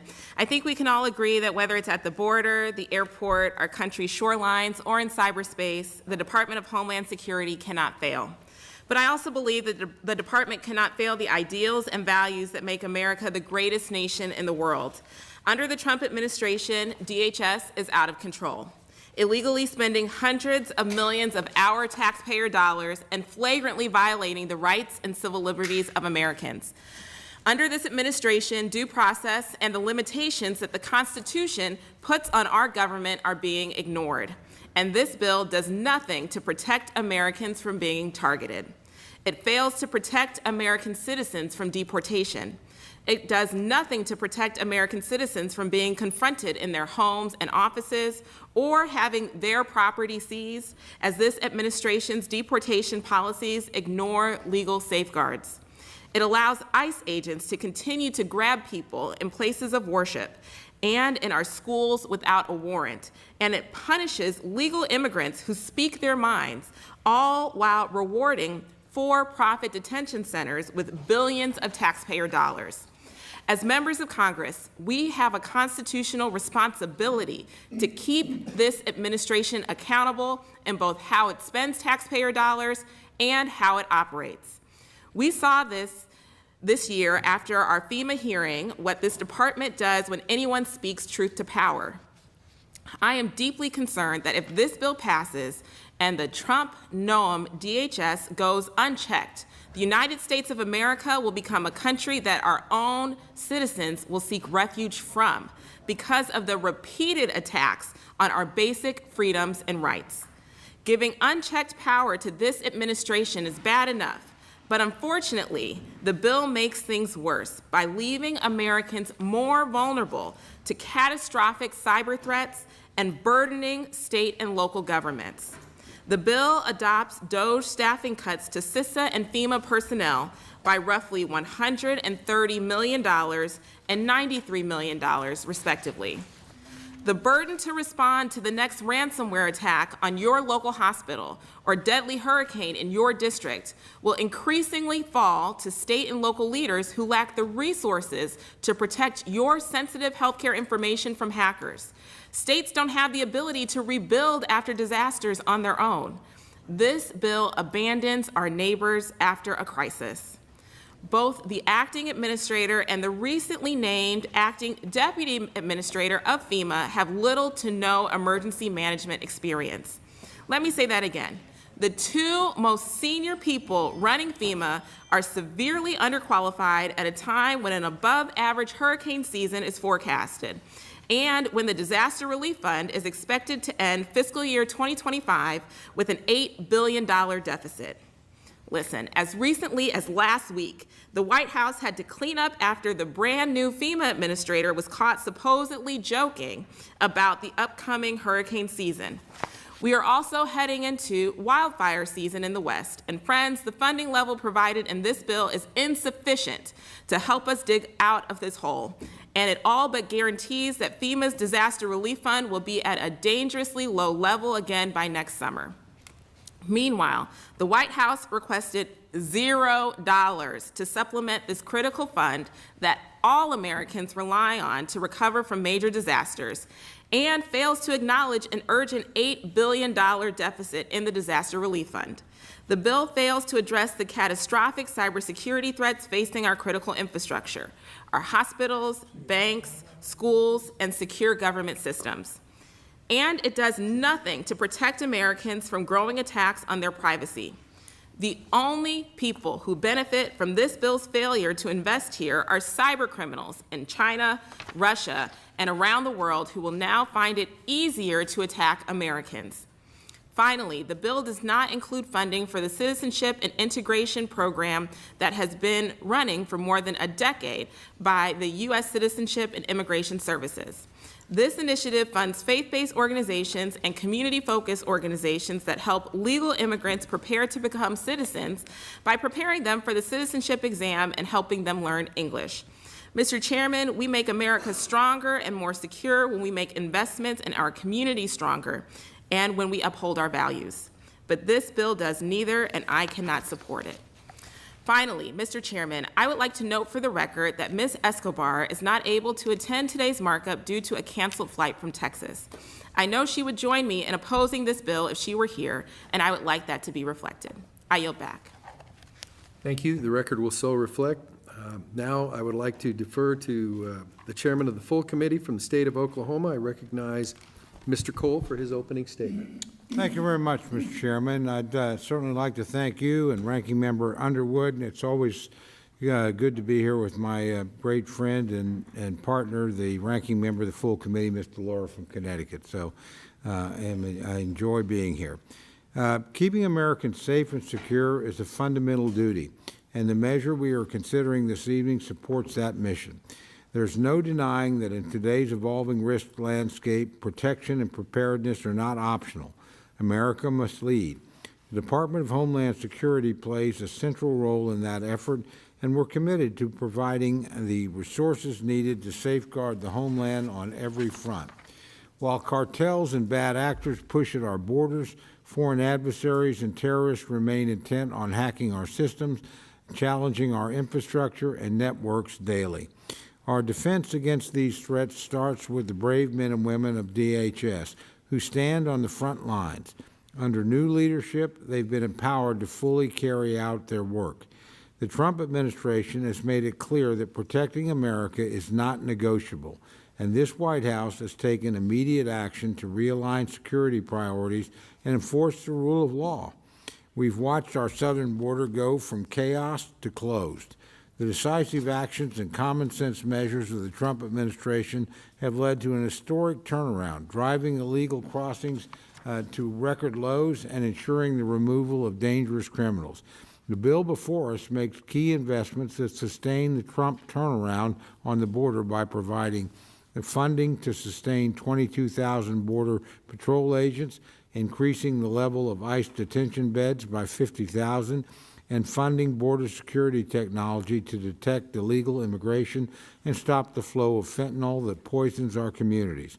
Additionally, to counter the growing threat of Chinese influence in the Indo-Pacific, investments in the Coast Guard, including 3 fast response cutters, a service life extension to deploy an additional Indo-Pacific support cutter, and increased funding for operations, staff, support, and maritime engagements in the region are prioritized. Finally, the bill provides critical support for cybersecurity technology and makes strategic cuts to unauthorized missions to refocus the agency in charge of protecting critical federal networks from nation-state adversaries in cyberspace. I want to thank the staff on the subcommittee, both the majority and the minority, for their hard work on the product before us. Border security that we enjoy today should be crystal clear is due to this president. Nobody's more dramatically reversed a situation on the border than Donald Trump. The people who put America at risk were the officials of the last administration, not this one. This is a thoughtful first draft of what will ultimately be a negotiated final bill. But we're not going back to the insecurity, the crime, and the chaos of the last administration facilitated by those in Congress who supported those policies. So, Mr. Chairman, I want to thank you again for your hard work, and with that, I yield back. Thank you, Chairman Cole. I'd now like to recognize the ranking member of the full committee from the state of Connecticut, whose state flower is the mountain laurel, Ms. DeLauro. The floor is yours for your opening statement. I want to say a thank you to the chairman in recognizing the mountain laurel, and also that Connecticut is the really the pizza capital of the country. So I think that you need to know that as well. Delighted to be here with you, Mr. Chairman, and to a ranking member, and with my colleague from Oklahoma. It really is the kind of work we've all done together, I think, is really what our direction should be for the future. I want to say a thank you to the subcommittee staff for their work on this bill. I am opposed to the bill before the subcommittee because this Homeland Security bill and the budget that House Republicans propose will make Americans less safe and more vulnerable to growing security threats. Despite the ever-increasing threats against American families, businesses, critical infrastructure, and national institutions, their bill weakens our national security and leaves Americans vulnerable to attacks from our adversaries by sharply cutting cyber and infrastructure security.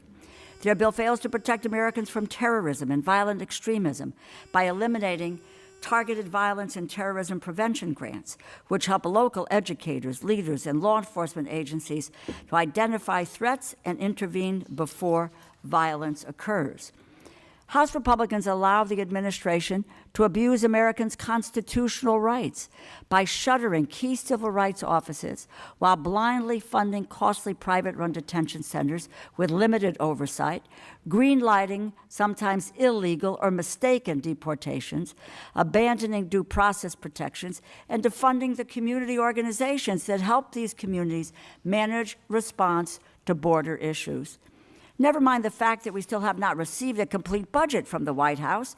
We are holding this markup in a completely unprecedented time, with the Congress's authority being challenged by a lawless administration. Since taking office, President Trump and Elon Musk have illegally stolen resources appropriated by this committee, passed by Democrats and Republicans in the House and in the Senate, and signed into law by the President for programs and services across the federal government that help to grow the middle class, protect the working class, support small business, and make sure billionaires and mega corporations play by the rules and pay their fair share. The cost of living crisis is felt by every American family, middle-class families, working families, rural families, seniors, and other vulnerable Americans. But the president is not laser-focused on the cost of living crisis. He is actually making it worse. They are attacking programs created by Congress that protect our national security and keep America safe. Among the illegally frozen funding is over $100 billion awarded through FEMA for state and local governments to respond to disasters and mitigate future ones, protect against terrorism, secure our ports, and much more. President Trump and Secretary Noem have proposed completely eliminating FEMA. When FEMA's acting administrator, Cameron Hamilton, came before this committee and defended the existence of the agency that he oversaw, he was summarily dismissed. He actually testified, and I asked him the question, should we eliminate Federal Emergency Management Agency? And he said, while he believed that there were some reforms to be made, that he would not make that recommendation of elimination. Well, the very next day, he was fired from his job. I'm aghast at the notion that this country would cease to lend our fellow countrymen a helping hand after disaster strikes, but that is the administration's goal. Make no mistake, from housing to education to health care to disaster recovery, not one of our states can afford to take on the burden of everything this administration seeks to shift upon them. Everyone in this room knows that. They have canceled the Building Resilient Infrastructure and Communities program, or BRIC, an incredibly popular and effective tool for state and local governments to help prevent the very damage and destruction FEMA responds to after disasters strike. It is hard to call this program, created in President Trump's first term, wasteful, when research has shown mitigation efforts like BRIC save a minimum of $6 for every dollar invested, and that savings more than doubles when including economic relief. In fact, many of my Republican colleagues here today on this committee pleaded with the Secretary to restore BRIC because they know how important this initiative is to their states. These cuts are not just numbers on a page, and they are not only felt in Washington, D.C. They affect all of our constituents. In the last year, Connecticut has been devastated by wildfires, historic flooding, and damaging storms. Last fall, historic rainfall and flooding washed out several roads and bridges, demolished a major shopping center in Seymour, Connecticut, called Clarity's Village. 14 of the 16 businesses in the center were destroyed, almost all of them family-owned. Quote, "Everything is gone, everything is destroyed," said Mike Abbey, whose restaurant, the 67 Family Diner, ended up needing nearly $1 million in repairs. Connecticut announced a $5 million emergency grant program, but it was a FEMA federal disaster declaration that made enough funds, including SBA loans, available for the shopping center's businesses to rebuild. In the wake of disasters going back to Hurricanes Sandy and Irene and even before, FEMA has played a critical role in helping the people of Connecticut get back on their feet. But now the administration is leaving them behind by stealing FEMA resources. Without the federal support my district needs to rebuild, mitigate future disasters, and staff emergency management offices, my constituents will be left hung out to dry as they try to piece their lives together and as they prepare for whatever storm strikes next. New Haven, Connecticut was slated to receive $25 million from FEMA for flood control, but this funding has been unlawfully frozen and is now putting our mitigation efforts in jeopardy, leaving my constituents exposed to the next flood. And in addition to mitigation efforts, Connecticut is losing emergency management support. Connecticut's Division of Emergency Management and Homeland Security relies on roughly $250 million in support. Dozens of emergency management leaders are supported with federal funds. And like many other states, FEMA helps fund well over 100 local emergency management offices throughout Connecticut. And this administration's threats to FEMA's existence endanger Connecticut's capacity to manage future emergencies. Bill Turner, Connecticut State Emergency Management Director, said, and I quote, "The option of just getting rid of FEMA and dumping it all on the states and locals isn't going to work," end quote. Emergency management, response, recovery, and mitigation is not waste. Helping our neighbors and fellow Americans rebuild their lives after disasters is not abuse. In the bill before us, House Republicans are doubling down on the administration's effort to throw the responsibility of disaster recovery and mitigation onto the states. In the face of worsening hurricanes, wildfires, and other natural disasters, they seek to reduce FEMA staffing, slash funding for climate resilience, and they ignore an $8 billion shortfall in the Disaster Relief Fund, even though they line up for the aid when disaster strikes in their own districts. Instead of focusing on ways to help lower the cost of living, help keep the American people safe from threats of our adversaries, extremists, and major disasters, House Republicans are using this bill to gut critical federal resources and advance their own agenda. I cannot support this bill, but my hope is that we can come together to improve this bill to support our country's safety and security. Thank you, and I yield back. Thank you, Ranking Member DeLauro. Do any other members wish to make opening remarks? Seeing none, I would first like to thank members of the subcommittee for their participation and insightful questions during our budget hearings this past month. You have all, on both sides, to a person, been real pros and class acts. While we don't agree on everything, the hearings have been meaningful, the discussion has been spot on, and I don't know what the other folks are doing to compare it with, but if it counts for anything with you, I'm proud of the folks on this committee on both sides for the way that we've handled things. I also want to thank the staff on the subcommittee, both on the majority and minority, for their hard work on the bill and the report. Since I expect there to be spirited amendment discussions in front of the full committee and seeing no amendments at this level, I now recognize Mr. Rutherford for the purpose of making a motion. Mr. Chairman, I move the bill be favorably reported to the full committee. The question is on the motion. Those in favor say aye. Aye. Those opposed, no. No. The ayes have it. Mr. Chairman, I request a recorded vote. That's fine. A recorded vote has been requested. All those in favor of the recorded vote, raise their hands. Seeing a sufficient number in support, a recorded vote is recorded. Mr. Clerk, call the roll. Mr. Amade. Yay. Mr. Amade, yay. Mr. Case. No. Mr. Case, no. Mr. Siscomani. Yes. Mr. Siscomani, yes. Mr. Cole. Aye. Mr. Cole, aye. Mr. Cuellar. No. Mr. Cuellar, no. Mr. Laurel. No. Mr. Laurel, no. Ms. Escobar. Mr. Gonzalez. Aye. Mr. Gonzalez, aye. Mr. Guest. Aye. Mr. Guest, aye. Ms. Henson. Aye. Ms. Henson, aye. Mr. Newhouse. Aye. Mr. Newhouse, aye. Mr. Rutherford. Aye. Mr. Rutherford, aye. Ms. Underwood. No. Ms. Underwood, no. Does any member wish to change their vote? The clerk will tally.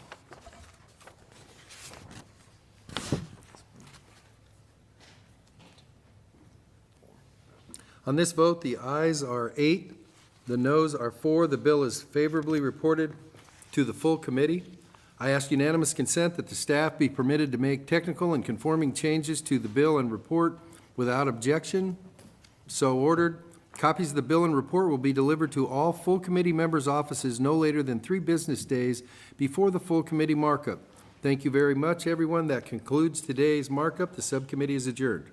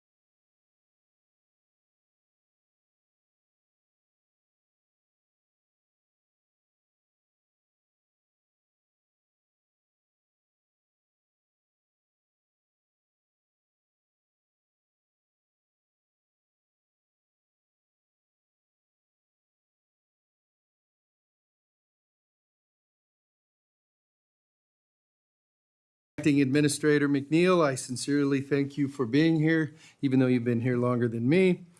I'm going to skip all that. I'll now turn to my colleague, Ms. Underwood, for her opening remarks. Thank you, Mr. Chairman. Ms. McNeil, welcome to our subcommittee and congratulations on your appointment. It was good to meet with you last week. As we all know, TSA has no freedom to fail. Whether it's at the train station or at the airport, our transportation security officers must get it right, screening well over 2 million people per day, 24/7, 365 days a year. This is a high-stakes, high-pressure job where transportation security officers, or TSOs, welcome travelers from all walks of life while screening millions of passengers and bags each day. TSOs need less stress at work, not more, so that they can focus on keeping our skies secure. But under this administration, DHS has abandoned its collective bargaining agreement with nearly 50,000 TSOs, including about 2,500 in Illinois. Stripping away those protections makes it harder for officers to do their jobs effectively. This decision was made with no data on savings or benefits to show the taxpayer, other than vague comments from DHS about how the union representatives for TSOs will have to go back to work. The truth is, there is significant uncertainty about whether the traveling public will benefit from this action in a meaningful way. So far, the best that TSA can do is show us $35,000 in savings. Beginning in 2024 and prior to the cancellation of collective bargaining, TSA had reduced attrition rates by nearly half. And in an agency that has historically struggled with staffing, actions like this only threaten morale and make it harder for TSOs to stay focused on their core mission. That kind of consistency in the workforce is what helps to improve TSA's ability to find contraband and keep dangerous people off planes. Deputy Administrator McNeil, while I understand that this action was taken before your most recent tenure, this subcommittee needs a more substantive justification than TSA has provided so far. As far as today's hearing is concerned, we are here to get more information on the skinny budget, which proposes a cut of $247 million, or about 3% of TSA's overall budget. Last week, Secretary Noem said in her hearing that these cuts were meant to demonstrate reduced TSA screening presence for activities such as exit lane monitoring. However, just a couple months ago, the Trump administration agreed to an anomaly in the full-year funding bill to increase TSA funding by $450 million provided by Congress. And while we have no insight into the reasoning behind these cuts, when the only justification provided in the skinny budget is angry rhetoric about the prior administration. I'm also concerned that this budget fails to meet TSA's security needs. For example, we know that TSA's screening equipment requires upgrades, but it appears that funding is being deprioritized in this administration to fund political priorities. If screening operations are under-resourced, it puts our ability to detect dangerous weapons, drugs, and trafficking activity at serious risk, and the consequences could be catastrophic. Ms. McNeil, while I understand this proposal was written by your predecessors, you are TSA's leader. And during today's hearing, we are looking for more accurate and relevant information than we've seen thus far from the department under this administration so that we can do the incredibly important work of resourcing TSA to keep Americans safe. Thank you, and I yield back.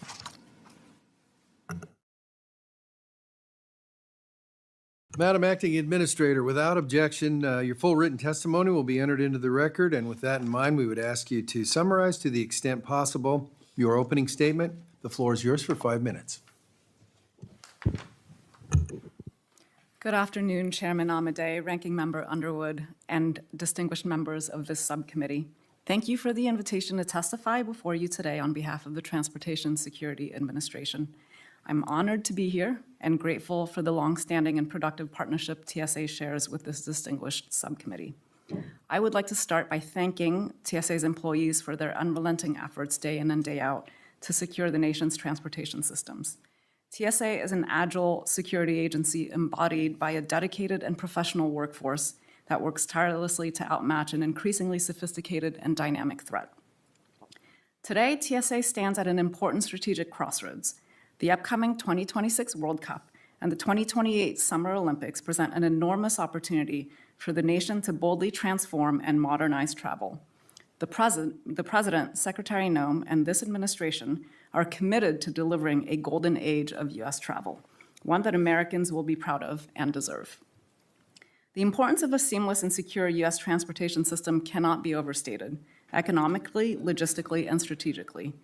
U.S. travel is a $2.9 trillion industry employing more than 15 million workers nationwide, metrics expected to continue growing larger. While the previous administration prioritized diversity, equity, and inclusion in a collective bargaining agreement that undermined our vital mission, under Secretary Noem's leadership, we are recommitting TSA to its core mission, leaning into innovation, organizational accountability, and a renewed focus on security and the passenger experience. TSA's fortified aviation security will be coupled with an improved, streamlined, and consistent experience at airports nationwide.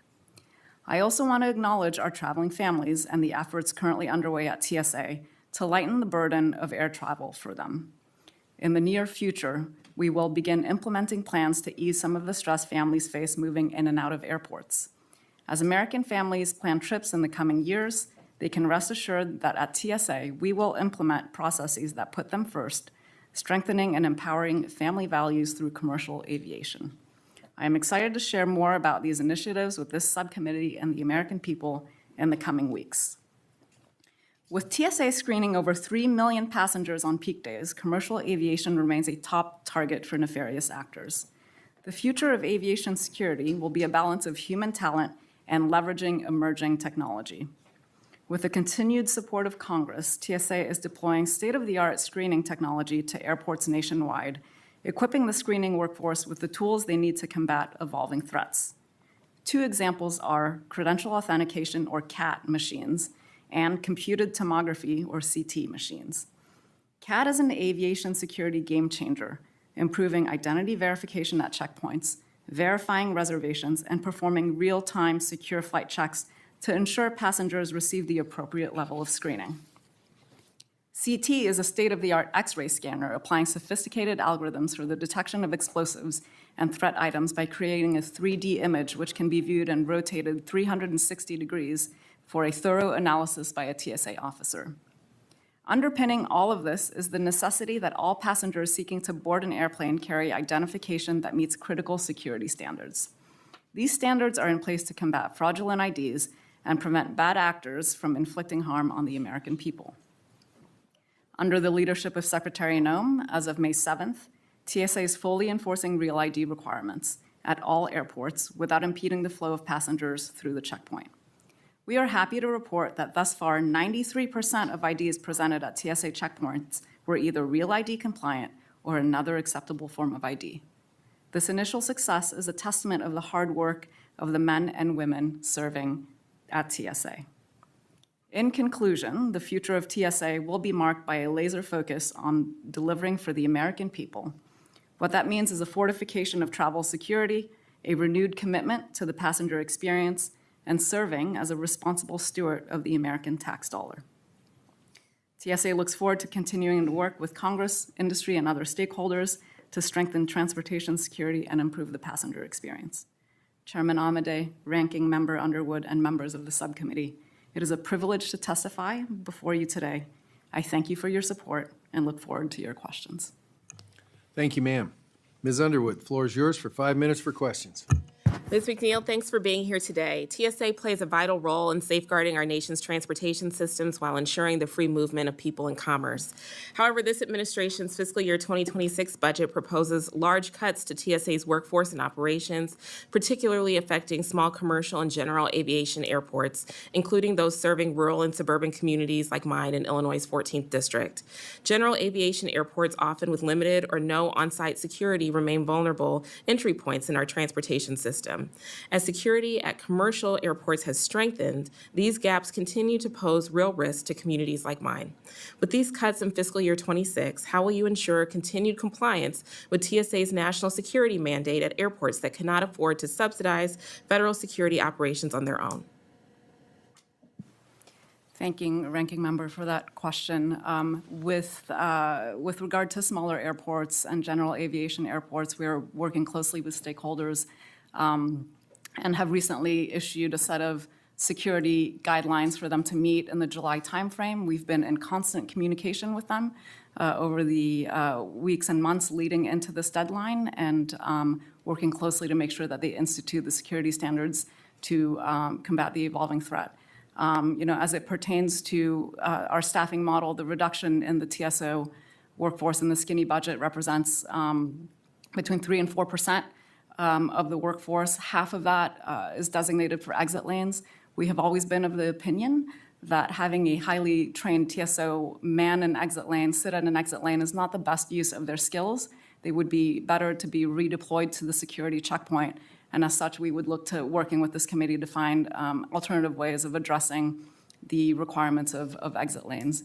The remainder of the cut represents about 2% of the TSO workforce, spread across 435 airports. That is a number that we feel we can manage, and we are very well prepared for the upcoming summer travel season. Thank you. Airport security is only as good as your weakest link.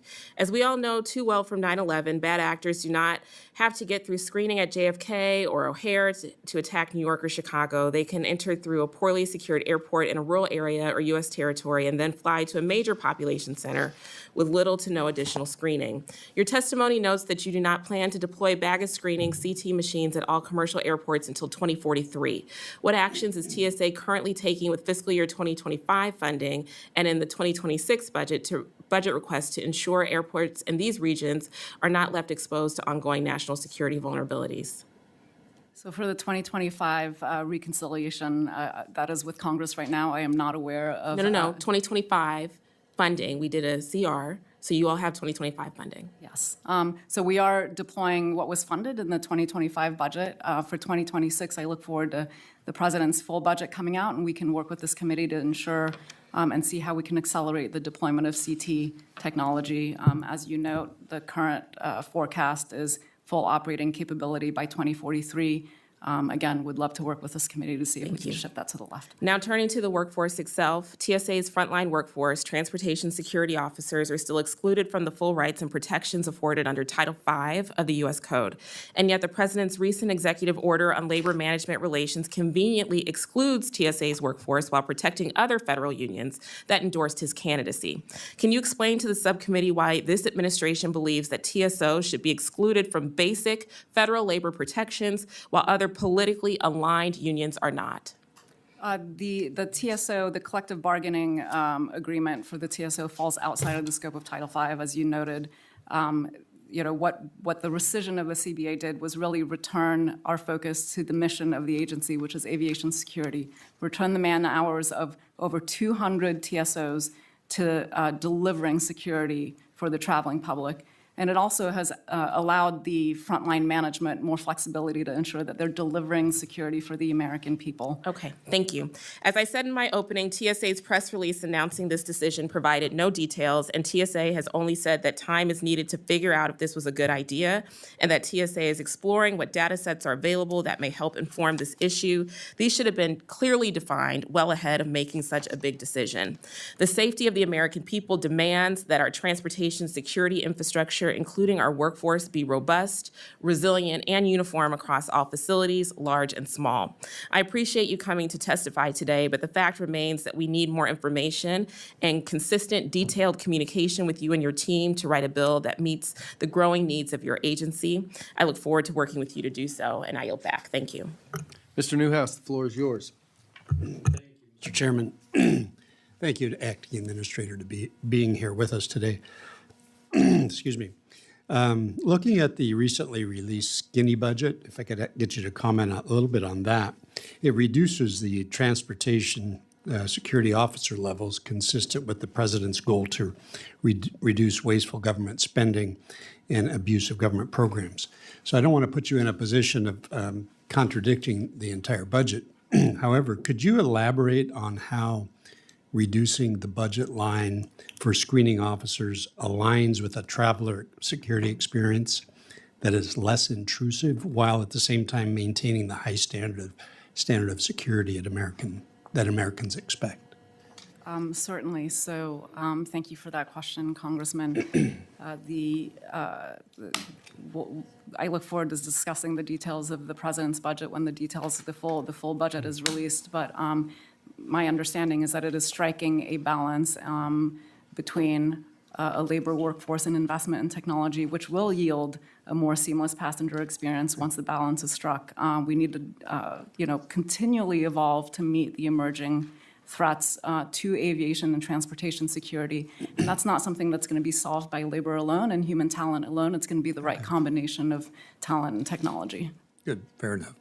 So, Mr. Chairman, I've been waiting for the opportunity to bring this next thing up. My district is home to the Department of Energy's Pacific Northwest National Laboratory. And where you probably know this already, researchers pioneered the use of the millimeter wave technology for passenger screening, thus creating what we like to refer to as the PNNL salute, which everybody knows. It's this. We're all familiar with that, that we use at screening checkpoints around the country. In your testimony, Madam Acting Administrator, you note that the investments in technology will pay multiple dividends in the out years as TSA works to reposition the nation as the #1 global travel destination, and I agree with that. So 2 questions about that. Does TSA have sufficient resources and authorities needed to develop or collaborate on the development of technologies so that TSA can leverage technological advances at the pace of innovation? And if not, could you elaborate on the resources and or the authorities that may be needed for TSA to fulfill its mission and now and into the future? Thank you. This is an area where we would look forward to working with this committee to see what can be done in terms of capital investment for technology to ensure that TSA has the tools and the frontline workforce has the tools that they need to enhance transportation security. I mentioned the CAT and the CT programs earlier. In addition to that, we would look to develop an IT infrastructure that connects the equipment at our airports to really yield efficiencies and heighten security and allow us to do things like field kind of cutting-edge innovations around algorithms and threat detection, as well as remote screening, whereby we can connect all the equipment and really make the best use of our TSO workforce. Okay. Thank you very much, again, for being here with us. And Mr. Chairman, I yield back. The gentleman from Laredo, the floor is yours. Thank you, Mr. Chairman, Ranking Member, and Acting Administrator. Thank you for what you do and what your men and women do. A couple of questions. In light of the pay adjustment that we did, how's that working with TSA in recruitment and retaining personnel to make sure that we ensure safety and security at airports? Question number one. Question number two, what is TSA doing to ensure that smaller airports like my hometown of Laredo, Texas, are also being prioritized in the modernization of new technology? Because I get to talk to them every week coming and going, and sometimes they feel that the smaller communities are left behind on that. And then finally, the last question has to do with something that I brought up to you when we met was, in the past, I've asked prior administrators, if you have any technology equipment you're not going to use, maybe use that surplus to small, rural county jails, sheriffs that might use that technology. And they did look at that, but the problem is those long-term contracts that they said, we'll take the technology, but we don't want to take this contract that is just a small community couldn't handle. So those 3 questions. And again, thank you and good seeing you again. Thank you, Congressman. So the first question about pay and retention, as compared to 2 years ago, we've seen significant improvements in the retention rate of our frontline workforce, and that is ascribed to the pay increase that that you all were able to provide, and that I know the TSOs are thankful for every day. We do hear such positive feedback, and so we thank you for that. On small airports and technology, I think there's a few things that we are doing there. I mean, when we look at the deployment of CTs and CAT machines, for example, they're not all at our largest airports. We do try to take a look at the full landscape.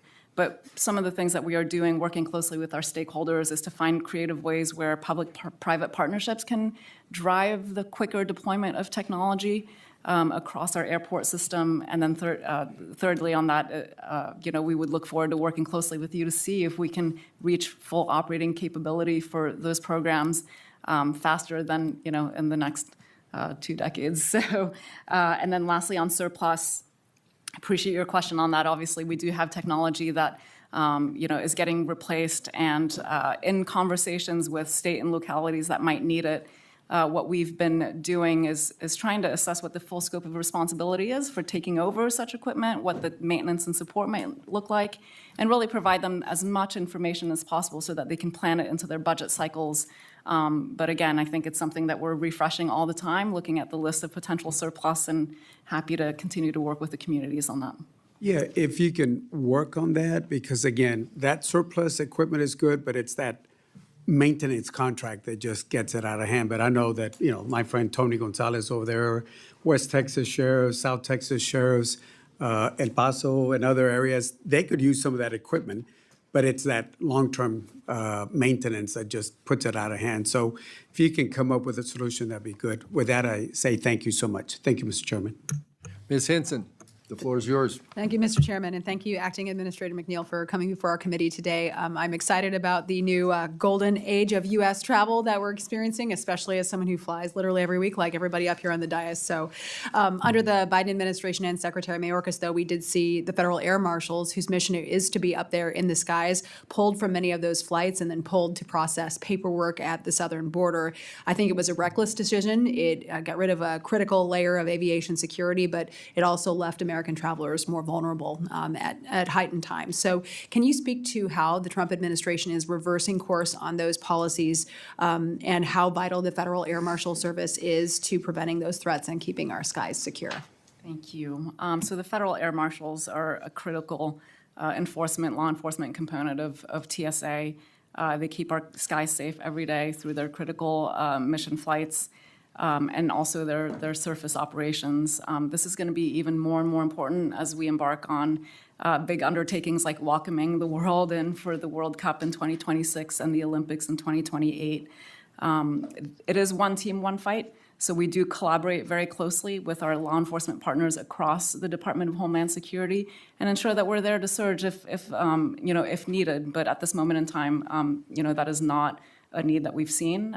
We stand ready and without kind of impacting our ability to conduct our aviation security mission. Yeah, well, I'm certainly glad to see them return to the mission they are supposed to be doing. I also want to discuss how your agency's skinny budget request notes its intention to reduce the total number of TSA officers in line with the president's directive to cut wasteful government spending. Following up on my colleague's question, are there some specific technologies that, in particular, once this is in motion and once those technologies that they could be deployed to help make a better customer experience? So the computed tomography and CAT machines are kind of the baseline technology that really will enable us to deploy more innovative ways of driving efficiencies. So for example, the credential authentication technology is an identity verification the technology at the checkpoint. And if you combine that, for example, with eGates, which is something that our stakeholders have expressed a lot of interest in working together on, then that might help alleviate some of the TSO headcount at the checkpoint and drive efficiencies that way. With the computed tomography machine, you could envision a day where we're driving algorithms that help with threat detection more effectively, more accurately, and where the TSOs are looking at images that alarm only and not need to look at every image that comes through. That would significantly help with throughput and capacity at the checkpoints. Awesome. Well, again, thank you to your amazing team at the Eastern Iowa Airport, where I fly out of every week, and I appreciate all the work you're doing. Thanks for coming before the committee. Thank you. Thank you, Mr. Chairman.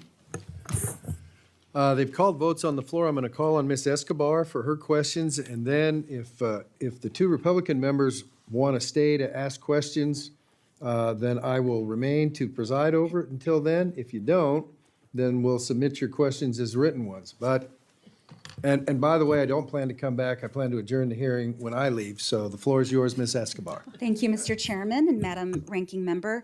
Acting Administrator McNeil, thank you for being here and thank you for your service to our nation. I think I'm not overstating the concern that millions of Americans are really frightened of flying right now with all of the news and with some of the recent events. And I understand where they're coming from. And I will tell you the deep cuts in the skinny budget and the impact that DOGE has made on our federal agencies and federal workforce, certainly none of that helps. And so I'm hoping that you will help us understand a little bit more about some of these decisions. One of the things that constituents of mine and TSA employees have mentioned is the concern about the potential privatization of TSA. It was mentioned in Project 2025. We've seen this administration essentially use Project 2025 as a roadmap for many of their decisions. And the TSA workforce is really important to our safety and security. And the idea that they could be privatized obviously is an area of concern for them. Do you believe that TSA should be privatized? So privatization has always been a part of the TSA construct since its inception under the Screening Partnership Program. As a regulator, though, TSA is responsible for ensuring the highest level of delivery at our transportation checkpoints, whether that screening is being performed by federal employees or by a privatized screening workforce. So that is part of our remit and our responsibility that we carry out day in and day out. As we look to modernize TSA, I would say, the stakeholders have a word in this committee and this Congress, and we look forward to working with them. Nothing is off the table. I think, again, the North Star for us at TSA is making sure that we are driving the highest level of security, the best passenger experience in the most efficient way possible. And so if new privatization schemes make sense, then we're happy to have that discussion to see, what we can come up with. It's not an all or nothing game. There could be airports that choose to privatize and others that do not. I think that airport choice is really important as part of this as well. I definitely would call it a scheme as well. I hope that privatization is not a part of the administration's efforts. Our very loyal, hardworking TSA agents are really, or officers rather, are really concerned about this. I hear about it all the time. The other thing that I hear about from them is the illegal ending of their collective bargaining agreement. And the ranking member asked you a question. You didn't really quite answer it, but I want to follow up on this issue of the termination of the labor protections that they negotiated. In TSA's press release, and the ranking member mentioned this in her opening, TSA's press release announced this decision and provided no details. TSA has only said that time is needed to figure out if this was a good idea and that TSA is exploring what data sets are available that may help inform this issue. These should have been clearly defined well ahead of making such a big decision. So can you tell us now, what are the specific metrics that TSA used in making this decision? So the rescission of the CBA was made with security in mind in terms of returning hours to the security checkpoint and not union work. So that was over 200 FTE hours returned to the security checkpoint. It allows for flexibility in management to ensure that the workforce is delivering the highest level of security to the American traveling public. We have seen an improvement in call-out numbers, so that means that our employees are there carrying out their mission day in and day out. Yeah. I've heard from TSOs that they consider under TSA, and it is estimated that upwards of $100 million could potentially be saved if we could either automate that or if we could turn that responsibility over to other agencies, airport police, things of that nature. So I want to thank you for looking at ways in which you can make the current manpower, make them more efficient, and to carry out their core mission, which is to protect the safety of the traveling public. I also know that many years ago, Congress decided that we were going to take a portion of the aviation passenger security fee that is collected by TSA that Congress originally intended to help stand up TSA, to help fund your agency, to help purchase the technology that you need. We know that there is a minimal amount that is attached to each trip. I think it's $5.60 per passenger per trip. And that money was originally designed to go back into TSA's budget.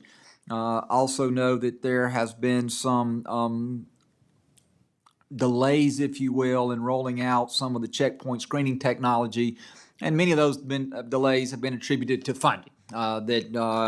TSA has asked for funding for that technology, and that funding has either been denied or that funding has then been used in other areas. And so, my question briefly is, if we were to give TSA the entirety of that security fee, which I believe, if I'm not mistaken, was $4.5 billion last year. It says here that in FY26 we expect the diversion to be roughly 1.6.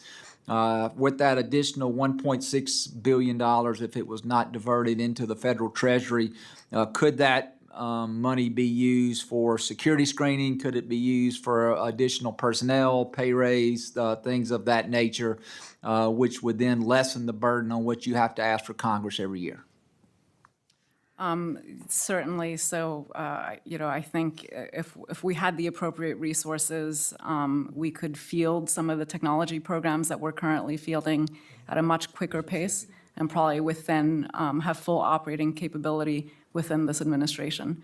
And then beyond that, there are other technological improvements that we would be looking to make to really enhance efficiencies. And then obviously, combining that with the workforce is what I think really provides the golden age of travel for the American public. Thank you, and thank you for your service. And with that, I yield back. Madam Acting Administrator, thank you for your testimony and your appearance today. Subcommittees adjourned.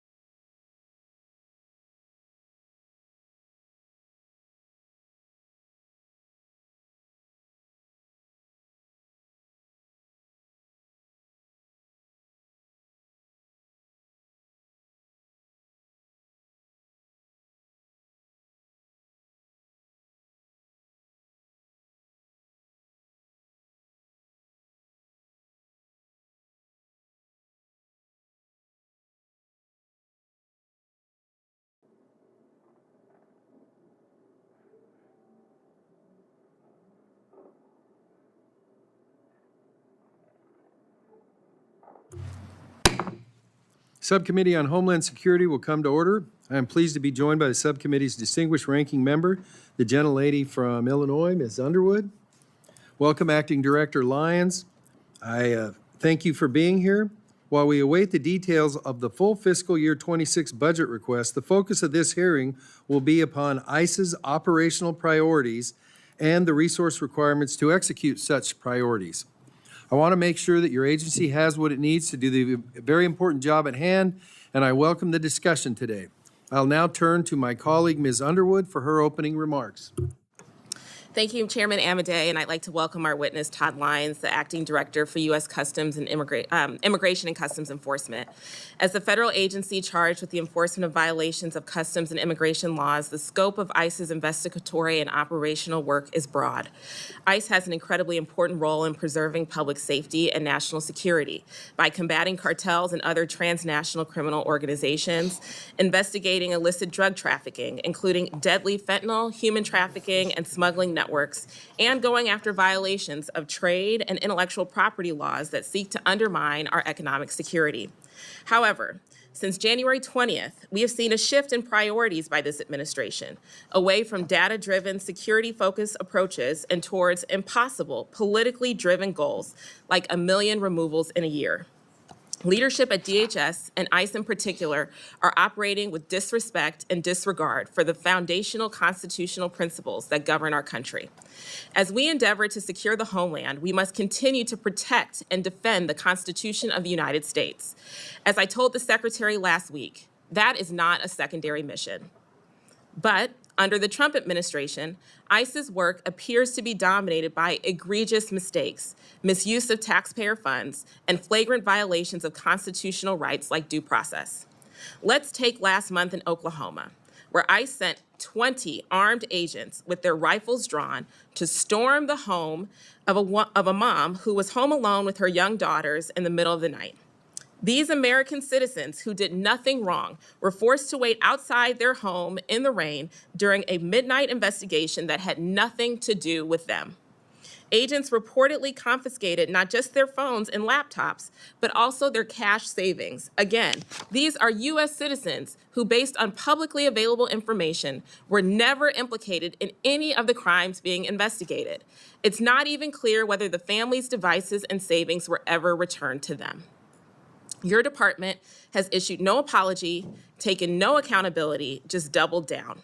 How can Americans trust an organization that operates like this, that treats them like this, with their national security?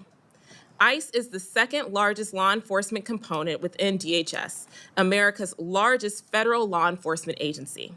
You are charged with upholding our laws, which start with the Constitution and Bill of Rights, representing our values as Americans and using taxpayer dollars responsibly. And the standard we expect from our federal law enforcement is excellence. The American people deserve nothing less. But instead of prioritizing the actual greatest threats facing America, because we all know the data shows encounters at the southern border started declining in March of 2024 and keep hitting new lows, this administration is cashing checks it does not have to reach questionable goals it cannot meet. You're removing people so hastily and with so little care that you're defying court orders. Your department is wasting millions flying the secretary around the country for publicity stunts so that she can post photos on social media from operations that are still ongoing, putting actual agents at risk. Let me be clear. You are roughly 2 months away from running out of funding and a violation of the Anti-Deficiency Act. As I said to Secretary Noem, the reliance on funding from a reconciliation bill that has not passed Congress is an incredibly risky strategy that sets you up for failure. Lastly, let me remind you of Article 1 of the Constitution, which gives Congress, and only Congress, the power of the purse. Increases to ICE at the expense of other national security programs and initiatives that members on both sides of the aisle voted for undermine our core work and congressional intent. And if this committee provides funding for your agency, we have every right to oversee how those taxpayer dollars are spent. Last week, ICE blocked members of Congress from conducting an unannounced inspection at the Delaney Hall facility in New Jersey. That, too, appears to be in violation of federal law, which clearly states that we have the right to enter ICE facilities even if we show up unannounced. Mr. Lyons, you cannot accept federal funding and then shut the door on oversight from the people's elected representatives. ICE is already burning the money Congress appropriated. And frankly, right now, ICE has much more work to do to justify being entrusted with even more taxpayer dollars. I am deeply concerned about the administration of funds by this department, but ICE in particular. And I'm glad we have the opportunity to discuss this further with you today. Thank you, Mr. Chairman. I yield back. Thanks. Thank you. We'll now turn to committee members for questions, and we'll start. Oh, you know, I keep trying to cancel opening statements by agency heads, and I want you to know it's nothing personal. The floor is yours, Mr. Lyons, for your opening statement. Thank you, sir. Good morning.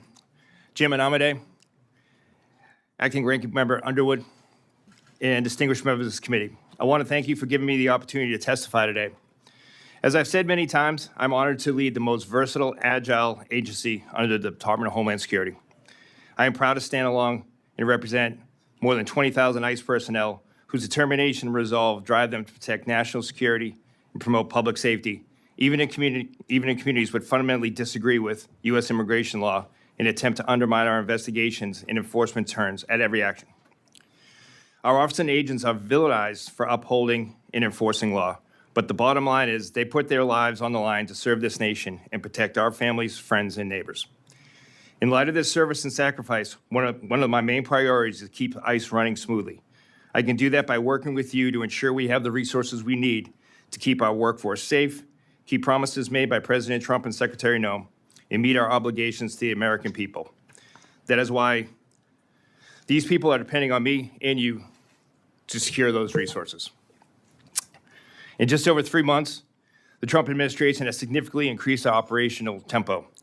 We've arrested more than 88,000 aliens so far during 2025, which is a 39% increase from the same time period in fiscal year 24. Of those arrests, 65% took place after January 20th, the day President Trump took office and took action on his pledge to make America safe again. We have also arrested 95% more suspected gang members, 655 more known or suspected terrorists, and 46% more aliens with pending criminal charges or convictions over the same time period. After years of being told to stand down instead of investigating, arresting, and removing the most dangerous criminal aliens from our community, ICE's brave officers and agents are now allowed to do what they signed up for, enforce immigration law in the interior. But it's just not about our enforcement personnel. During fiscal year 24, ICE's Office of Principal Legal Advisors represent the Department of Homeland Security in more than 1.8 million removal hearings and obtained more than 280,000 removal orders. With our increased operational tempo since President Trump took office, we have more criminal aliens in custody and more cases going before the Department of Justice immigration judges. Our attorneys are working around the clock to preserve the rule of law and protect our fellow Americans from the most dangerous threats to our republic. I would also ask for resources for our mission support staff, who ensure we bring in talented, capable, and agile officers and special agents. These dedicated professionals maintain our information technology structure, ensure our workforce has the support they need, and serve as stewards to all ICE resources. Our officers and agents arrest some of the most heinous criminals that are responsible for crimes against our community. They enforce immigration law in the interior, keeping dangerous criminal aliens out of our neighborhood and away from people we care about, and remove illegal aliens who refuse to follow the legal immigration pathway to make their homes in the United States. They serve as protective shields between Americans and the people who pose the greatest threat to our values, our freedoms, and our way of life. We need adequate funding to fully execute the responsibilities Congress has given us and to uphold our obligations to the American people. That is why I'm sitting here before you today, asking for your agreement with the resources requested in the fiscal year 2026 presidential budget. Again, I thank you for allowing me to speak with you today, and I look forward to answering your questions and giving you the information you need. Thank you, sir. Ms. Henson, the floor is yours for 5 minutes. What if I don't want to go to Ms. Underwood? Okay. Madam Ranking Member, the floor is yours for 5 minutes. Thank you, Mr. Chairman. Director Lyons, in fiscal year 2024, ICE was provided funding to support 41,500 detention beds. This was agreed to by Congress and carried forward in the fiscal year 2025 continuing resolution. Whether the administration likes it or not, that is what the law provided. And with ICE's current bed count at over 52,000 beds just last week, you are not abiding by the law. As I mentioned in my opening, you are maybe 1 or 2 months away from running out of funds to support this current level of operations. If reconciliation doesn't pass before the end of the fiscal year, what is your plan to avoid an Anti-Deficiency Act violation? Thank you for your question, ma'am. And I appreciate you recognizing the good work earlier in your statement that Immigration and Customs Enforcement do. The men and women really appreciate your support. Counting on reconciliation is not a plan, ma'am, and that is not what we are doing. ICE will not run out of money because we are fiscally responsible to ensure that we meet what the Appropriations Committee has outlined for us and what Congress has given us to work within the means in order to keep our operations going smoothly and ensure that we're protecting the American people. So what you characterize as fiscal responsibility, we know that the department is already trying to take funding from CBP and CISA, and that will only get you through June. It sounds like there is no plan to get ICE back to following the law in the direction of 41,500 beds, even with DHS encounter numbers, quote, at record lows. You are claiming success and demanding more, and the justifications we're seeing from this administration just aren't adding up. Mr. Lyons, with the power of the purse lying in the Congress, and if DHS continues to spend like this, we will have to look at how we can tighten those strings. Moving on, like most Americans, I am alarmed that ICE is trying to build more detention facilities while reducing oversight of those facilities at the same time. Last week, DHS accused members of Congress who were exercising their oversight responsibilities of, quote, illegally breaking in to an ICE facility in New Jersey. The department's spokesperson said, quote, had these members requested a tour, we would have facilitated a tour of the facility. Mr. Lyons, members of Congress do not have to request a tour of ICE detention centers to be allowed in. Federal law explicitly requires you to admit us, even if we show up unannounced, without previously requesting a tour. In light of this incident, what actions are you taking to ensure ICE employees know the law and are following it? And have you issued a memo or guidance to the workforce clarifying that members of Congress must be admitted in these circumstances, or are you requiring additional training? Thank you, ma'am, for that question. I appreciate it. Ma'am, I'll go back to the Consolidated Appropriation Act from 2020. The staff knows that we are fully supportive to ensure that the oversight that is granted by law by this committee is abided by. So we have proper access and oversight from the men and women of your committee in Congress to oversee what Immigration and Customs Enforcement are doing in our detention centers. We have nothing to hide. I hear with a promise that ICE will be fully transparent. We do acknowledge that any member of Congress does have the right to show up for an inspection of one of our facilities in their oversight capacity. In this situation, we would ask that while it is unannounced, that Congress elected officials do respect and into accordance with the Appropriations Act in Section 532, presentation of ID to go through screening, don't bring any contraband, things like that. We do also, and I'd like to just point out that congressional staff does require 24 hours. We did encounter that over this weekend, and we did address that, and it was handled properly, and those tours have been scheduled. So yes, ma'am, the staff is fully aware of the Appropriation Act of 2020, specifically 532, which grants that oversight. Okay, excellent. The law is unambiguous on this issue, and we expect ICE to follow the law. With my remaining time, I want to discuss the deaths in ICE custody. In just the last 4 months, we have seen at least 7 deaths. Since 2018, ICE has had a congressional requirement to make this information publicly available on its website, but there's a 90-day delay, and it seems to be missing at least 3 more recent deaths in custody that we've received notifications about. To date, what is the total number of deaths in ICE custody since January 20th, 2025? Thank you, ma'am, for that question. Our total death in custody right now is up to 9. We do conduct a thorough investigation on all of those, between the Office of Professional Responsibility as well as the local jurisdiction as well. ICE is, as I said, dedicated to transparency, and I will assure, ma'am, as a get back, that we get all the information back to you and your staff. And publicly available And online as pursuant to the congressional directive. Yes, ma'am. Thank you. I yield back.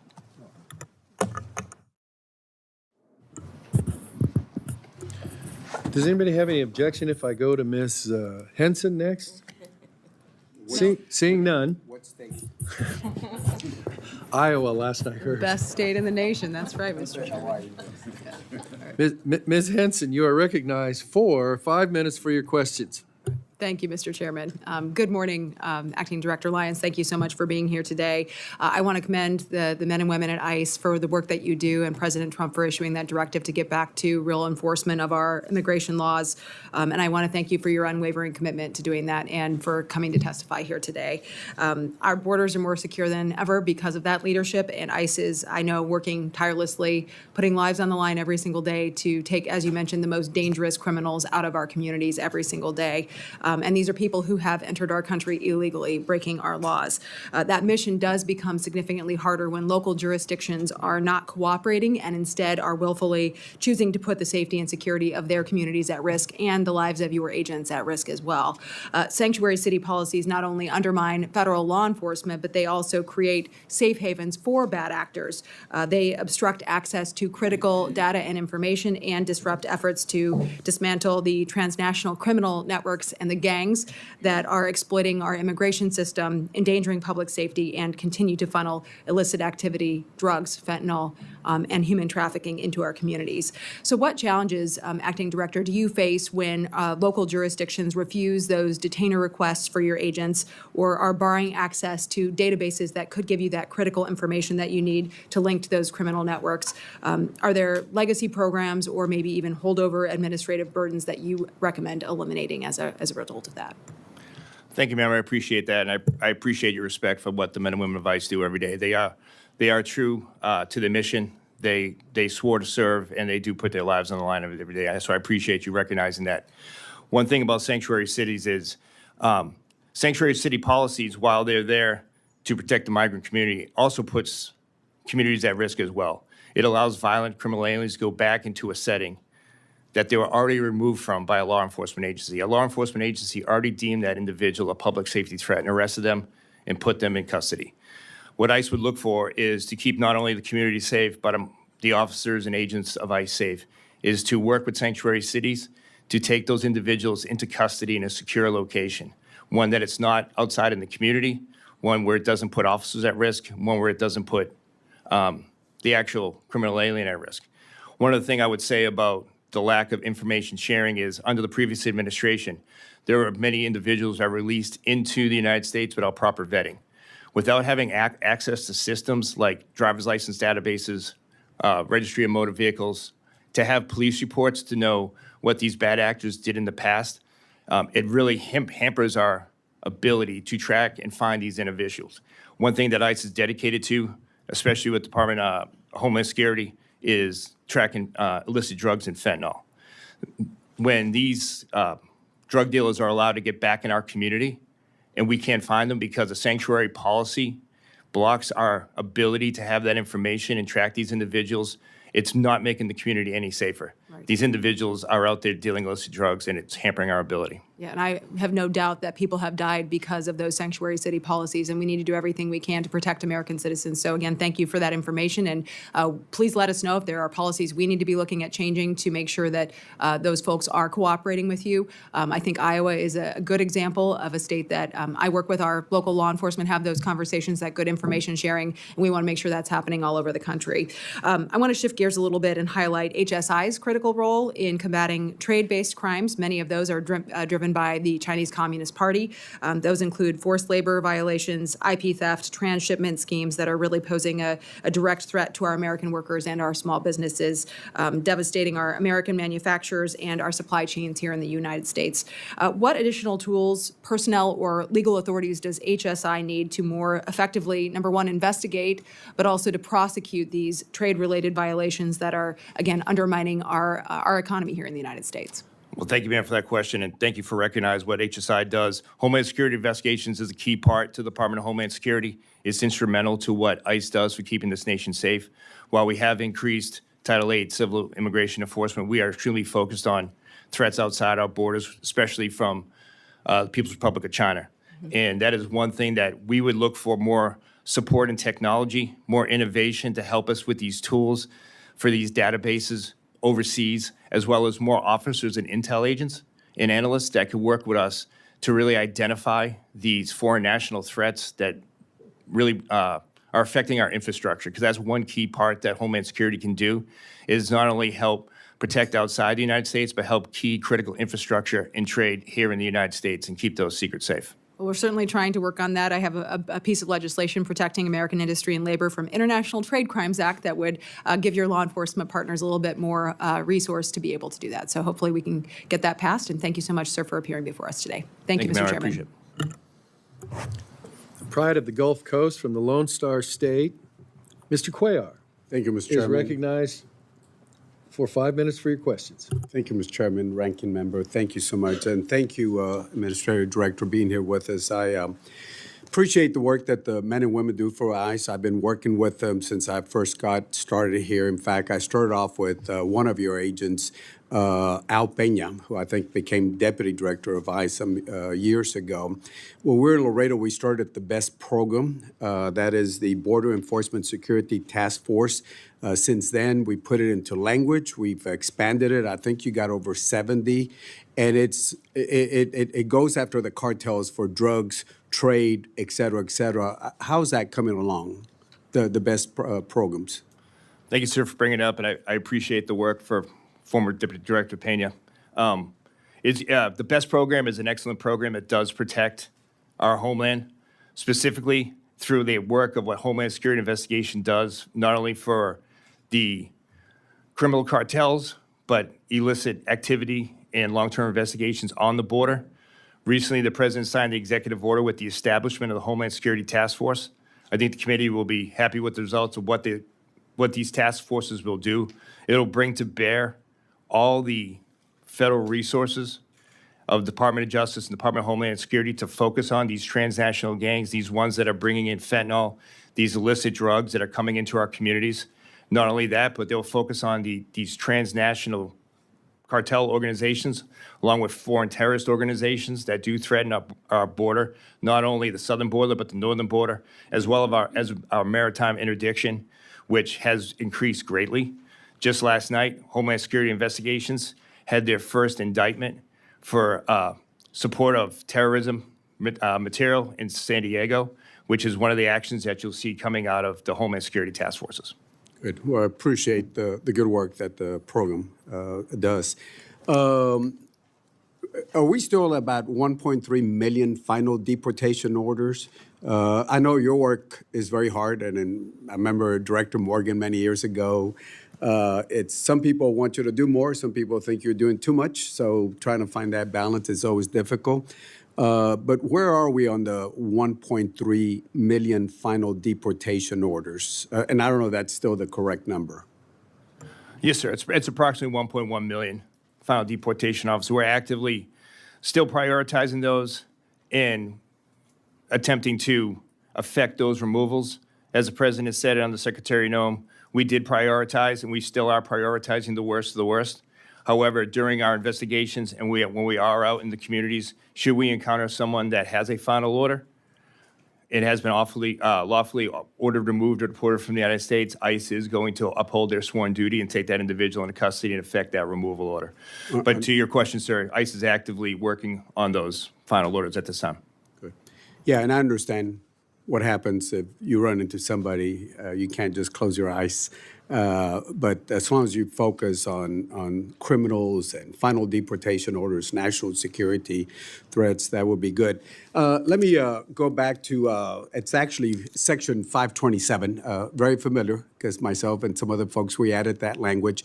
In fact, we added language on oversight of the detention, because ICE doesn't really have detention, so you have to go to the private sector to do that. But we put specific language, one where a member of Congress does not, it says specifically, doesn't have to give notice. Staff might have to give notice, but members can go in and act accordingly, number one. And then on the oversight, health, food, whatever needs to be provided to the folks that are being detained. We have very specific language to make sure that those private contractors are following that, and you all are following oversight that Congress has set up. Yes, sir. Yes, we are. And that's one of the things that I am proud of is ICE does have some of the highest detention standards. But unfortunately, that does hinder a lot of local partners partnering with us because due to the high standards that ICE has, it's cost prohibitive for a local law enforcement agency, state, or a sheriff's department to actually enter into ICE because they would not be able to afford. Okay. And just finally, years ago, we started the border coordinating processors for Border Patrol because we wanted Border Patrol to be out in the fields and not changing diapers, making sandwiches for migrants. Very important, but not for the agents. We want more support staff for y'all, so make sure you keep asking for the support staff so you can have the agents doing their work instead of sitting down behind a task. It worked very well. For Border Patrol, we did a lot of things for Border Patrol, border processing, support staff, mental health, support staff, because everybody goes through that situation. So just make sure you ask the committee for that support. Yes, sir. Thank you. I appreciate you bringing that up. Thank you. Thank you so much.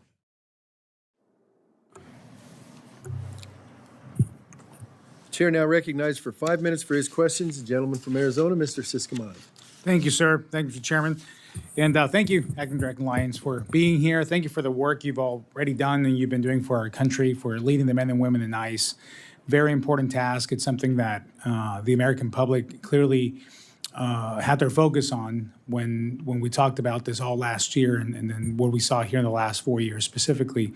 So it's a very important work and also a tall task. I visited the Eloy Detention Center, just the detention facility in my district this Monday. So I was just there this week, and I got to see obviously the operations of it, and it was quite eye-opening. I've known a lot about this issue for a long time, but visiting there helped me understand things even a little better, and also the challenges that we're facing.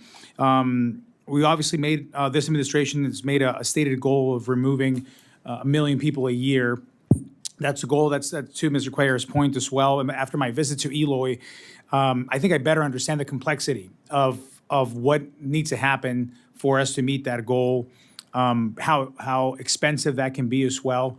To be frank with you, it was very eye-opening to see what's happening now versus what was happening just a year ago. And not only disappointed in what was happening, but pretty shocked. And it's scary to see what was happening, the releases that were going on, the lack of cooperation with other countries to be able to deport people there, how we've shifted from just deporting to some of the neighboring countries to now having to fly them all across the world now. So the challenges are so different than any other administration has ever faced. So with that, can you speak to the resources that you're going to need to increase deportations to be able to reach that goal of 1 million a year? Thank you, sir. I appreciate that. I appreciate you going to visit the men and women down there. They appreciate your support and the opportunity to show you exactly the challenges they face. One of the challenges we have, sir, is ICE doesn't detain in a punitive way. We detain to remove. So one of the hindrances we have for us is the ability to actually, when people have gone through their due process and gone through the immigration proceedings, to effectively remove them in a safe and humane way. That will rely on more airplanes, more charter companies, things of that to effectively remove them so they don't have to be in custody that long. That's one of the price points with detention is it's a high cost. But again, we don't hold for punitive reasons. We hold to remove. So the ability to remove people quickly and safely and humanely is something that we would need. We would also need assistance with the immigration backlog with the immigration courts. That is one that's extremely a bottleneck for us with all the legal proceedings and the due process and appeal process that illegal aliens have while they're in our detention facilities. The backlog at the immigration level in regard to the immigration court, it does hinder our abilities to remove people quickly.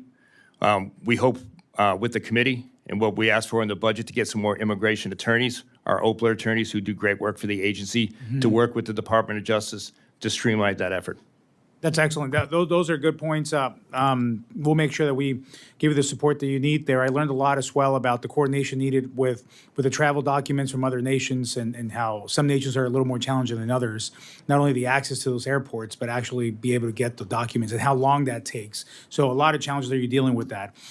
With the time I have left, I also learned here during my visit that, and I was pleased to hear that most of the jurisdictions around the Eloy facility are cooperating with ICE in terms of communicating and giving ICE access to their jails as well. I understand that you all focused on criminal removals. Obviously, that's the main one.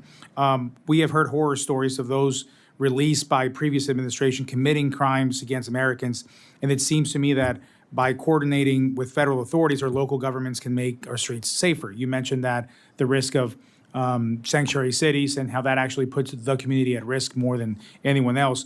So how many local jurisdictions have entered the 287G program, and can we at this committee help raise to an even higher number? Well, thank you, sir, for that. I would say that ICE, we have increased the 287G program over 300%. There are a lot of partners now that are signing up to assist with ICE, but those local agencies do need financial support and the legislative backing to continue to work with ICE. We welcome all partners because one goal is, especially for myself, representing the men and women of ICE, is to be that viable law enforcement partner and be that actual public safety tool to help communities. So any cooperation, any support we could get along the lines of the 287G program or any legislative or congressional changes to the Immigration Nationality Act, ICE would welcome that. Thank you, sir. Mr. Chairman, I yield back. Thank you. Gentleman from Hawaii is recognized for 5 minutes for your questions. Thank you, Mr. Chair. Mr. Lyons, I'm trying to just understand the FY 2026 budget and how it's coming out, especially as it affects ICE. So as I understand it, the skinny budget that came out for the overall Department of Homeland Security proposed a substantial increase of about $43 billion, which was about 65%. But all of that is in reconciliation, and I completely endorse the ranking member's comments on the complete inappropriateness of the use of reconciliation for base budget decisions. You also apparently are proposing in that skinny budget substantial reductions in the base budget for key federal agencies such as FEMA, the Federal Emergency Management Agency, the Cybersecurity and Infrastructure Security Agency, or CISA, Transportation Security Administration, key for air travel. So these are all key agencies, and we obviously disagree with the proposed reductions in those key agencies. However, if you add that all up, it seems to me that if you're reducing your base budget by $2 billion, that it's going to be increased somewhere else. If your net is zero, which I think you've said, are you anticipating that there will in fact be an increase in the president's budget in ICE, and where would that increase come from? Thank you, sir. I appreciate that. Appreciate the question. I'll actually have to refer to Secretary Noem and her testimony and the Department of Homeland Security, sir, as ICE doesn't have any input on CISA, FEMA, or TSA's budget. What I would say is that I said to the ranking member is it's fiscally irresponsible for us to rely on reconciliation. My goal is to work with this committee, work with members of Congress to ensure that we are financially responsible and that we work within our means and what the committees legally and through the budget have set for us, and we ensure that we spend the American taxpayers wisely. Let me ask you in a different way then. Yes, sir. Maybe you can answer this question. Where do you think the greatest financial stresses are in ICE where you would, in an analysis of ICE, want to increase your base budget? Yes, sir. Obviously, the one big key piece of the ICE budget is detention space, sir. Detention space and our removal contracts. That is one of the key parts to our budget right now. That is a large piece. But also, sir, we are focusing on ensuring that the other programs, much to the one that the ranking member brought up, Homeland Security Investigations, our Office of Principal Legal Advisors, that we make sure they have the right tools and resources to focus on the public safety threats and the national security mission. Okay, thank you. Yes, sir. Focusing within ICE on Homeland Security Investigations, HSI, I appreciate my colleague from Iowa's comments, very much a supporter of HSI, both domestically and from the foreign policy perspective, because as you pointed out in your testimony, crime doesn't stop at our borders, and neither do we. And so you have, as part of your HSI team, a very extensive team around the world, including, I think it was 90 offices in 50 countries, as I recall. Are you intending to preserve those offices? Obviously, a rhetorical question, because I do believe that those offices are key to our foreign policy, especially as we're withdrawing in other aspects of our foreign policy. These are key not just for law enforcement, for networking and partnership with our partner and ally countries around the world. Is there any threat to those offices? No, sir, it's not. And I can guarantee you here today that, especially in your region, Indo-Pacific region, that's a key national security element to the safety and security of the United States. HSI is a key component to that. We are dedicated, our resources out there. Like I said, in maritime operations, illicit drugs, human trafficking. And not only that, sir, but we're dedicated to the cyber intelligence and the counterintelligence of that region. When I first became the acting director of ICE, one of my first meetings was with the DOD, Criminal Investigative Services. I met with NCIS, CID, and specifically we focused on the Indo-Pacific region in regards to our military bases, to work jointly to ensure that we had no incursion to those bases and to ensure that HSI is a key part of that counterintelligence piece in that region. Okay. And I would commend to you your Pacific Islands Liaison Initiative, which President Trump actually started in the first part of his administration. That's a key ingredient to be preserved in that context. I yield the balance of my time to the ranking member. Thank you so much. Mr. Chairman, I ask unanimous consent that a letter from Congresswoman Ocasio-Cortez dated today, May 14th, to the subcommittee regarding events last Friday, May 9th, be inserted for the record. Without objection, so ordered. Thank you. I yield back.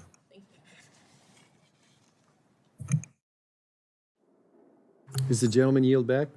Yes, I yield.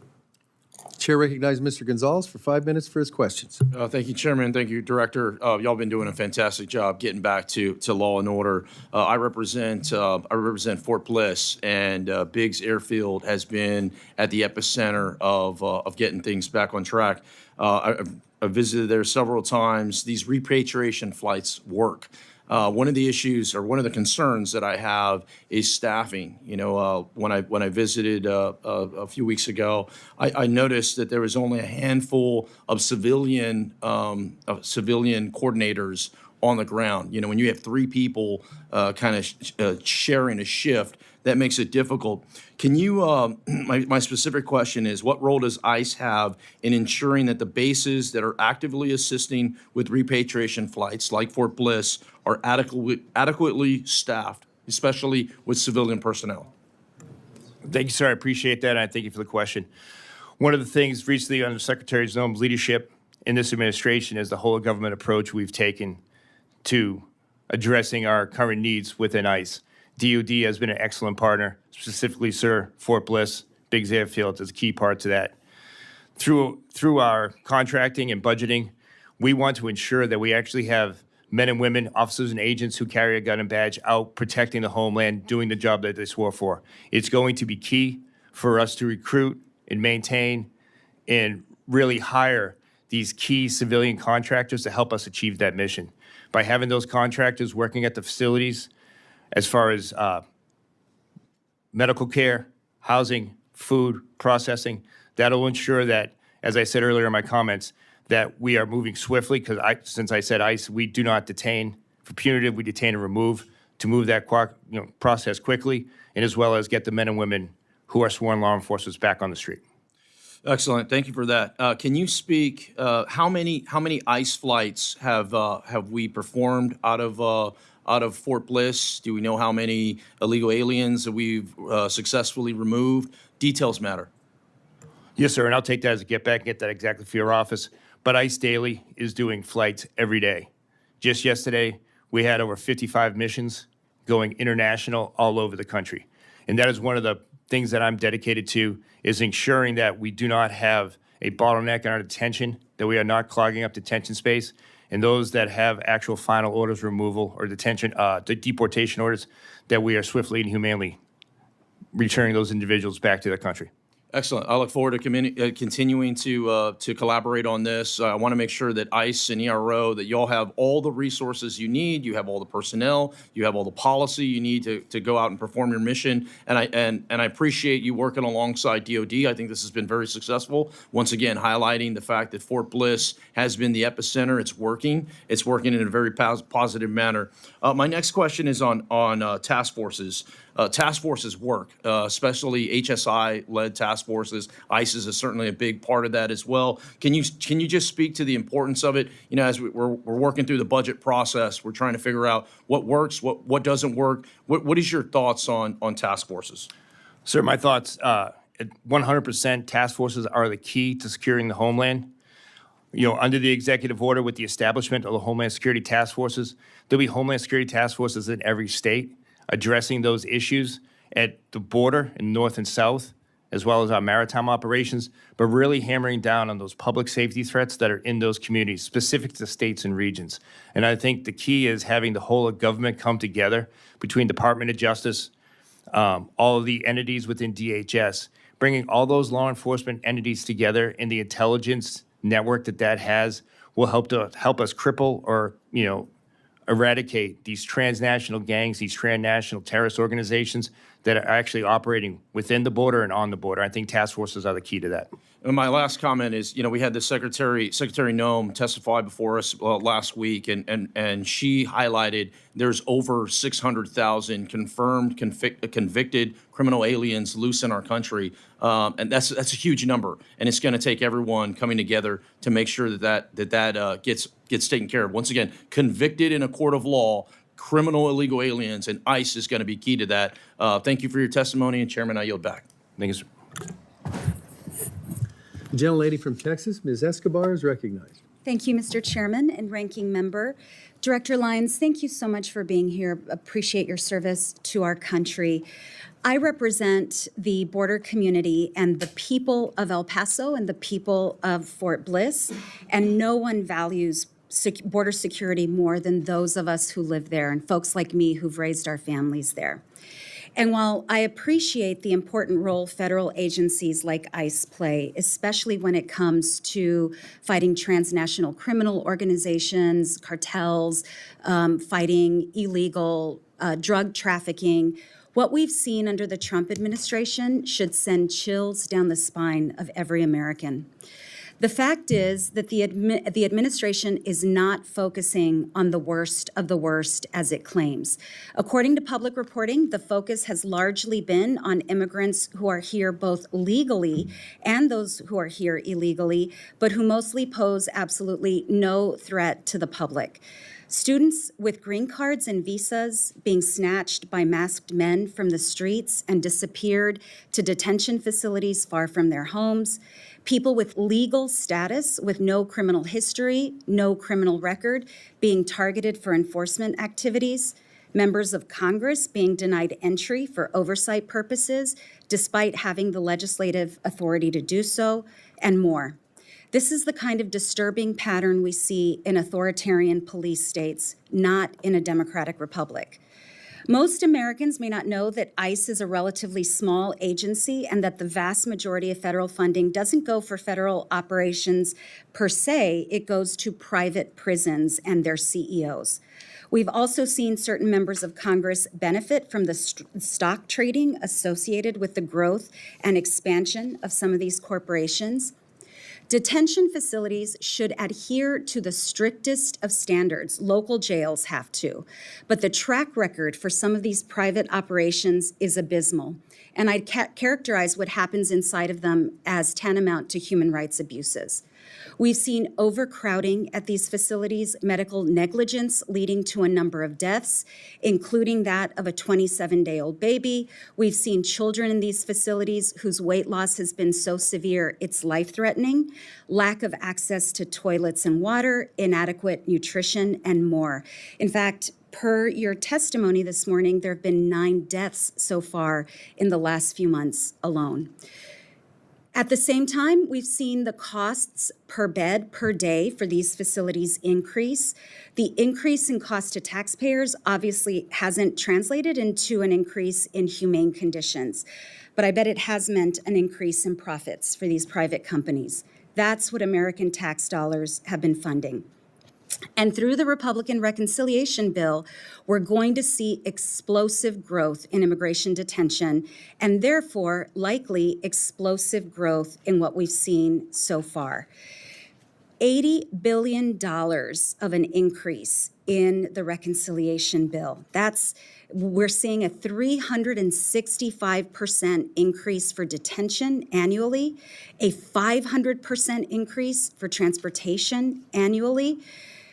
I am wondering, if you have this information, how many total detention beds does the reconciliation package create? In other words, what does that increase in funding via reconciliation translate into in terms of beds?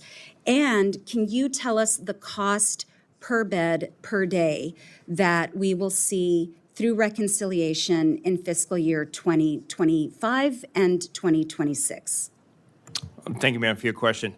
In regards to reconciliation, ma'am, as I said earlier, ICE is fiscally responsible for us to focus on reconciliation on something that hasn't happened. What we're focused on is working with your committee and working with members of Congress to ensure that we do add to our bed space capacity in the proper and fiscal way. The main question that you had earlier, ma'am, as far as detention bed space and the cost, that does fluctuate from region to region. What I would really like to ask this committee and help on is in a lot of these sanctuary jurisdictions where we would not have to work with private corporations. There's a lot of state legislation which bars cooperation with ICE. We would much rather partner with a sheriff's department or a state corrections agency, somewhere that's in a state where an individual is arrested, that we don't have to transport all around the country due to lack of bed space. We would really appreciate the support on that. So, Director Lyons, back to my question. Have you looked at reconciliation and how much bed space that would create? Yes, ma'am. We are currently, ICE is right now, we are forecasting to move forward on 100,000 beds. But however, we don't have that money now. And what we're working is within our means and the budget that we've been provided to ensure that we work with this committee to be financial in the bed space and manage that the correct way. My final question, and I have more, which, excuse me, I will submit to you, but I Yes, ma'am. also represent Fort Bliss. We know for a fact, I used to serve on the House Armed Services Committee. We know for a fact that in the past, when military bases have been used for immigration purposes, it has degraded our military readiness, which is one of the many reasons why I oppose using Fort Bliss for detention. But do you know how many beds and the cost per bed that's slated for Fort Bliss? Ma'am, I would defer to DOD on the cost as DOD is providing that portion of the budgetary piece. Fort Bliss, right now, we're looking at approximately 3,500 beds at this time. Mr. Chairman, I'm out of time. I yield back. Thank you. Mr. Acting Director, if you know, and if you don't, then you need to get back to me on this. How many beds is DOD supporting across military installations for detention purposes for you guys? Gitmo, Fort Bliss, whatever. Can you give us a ballpark number? Yes, sir. Right now, at Fort Bliss, we do have 69 detainees at Fort Bliss right now. We have reached out to other facilities such as Fort Leonard Wood, Fort Bliss. We're in the process of standing those up. Some of these are going to be new and existing, so the bed space, I don't have the exact count yet, but I will get you that exact count, sir. Okay. Do you know, is DOD going to bill ICE for that? Is that going to be, how are the books going to be trued up between DOD and ICE for space in military facilities that are going to be used for detention activities? Well, sir, ICE is providing the contracting vehicle, but the funding for that will come out of DOD budget, sir. So I'd have to refer you to DOD on that, sir. Okay, so you don't expect to get a bill from DOD for their facilities for detention? No, sir. How about military airlift? Do you expect to get a bill from DOD for that, or are they going to absorb that in their budget? No, sir. I'll refer you to DOD on that one, sir, for the proper answer. But no, sir, I do not expect a bill from DOD. Okay. How many additional beds do you anticipate bringing online with the transferred funding of the $312.5 million that That is the request that you put in for reprogramming. We're looking to come online, sir, up to 60,000 beds at this time. And that is through, what's the time frame for those coming online? Through the beginning of fourth quarter this year, sir. Okay. Will you still have a shortfall after this potential transferred funding? Do you know? Sir, I can promise the committee and I guarantee that we're going to financially work within our means to ensure that we do not have a shortfall, sir.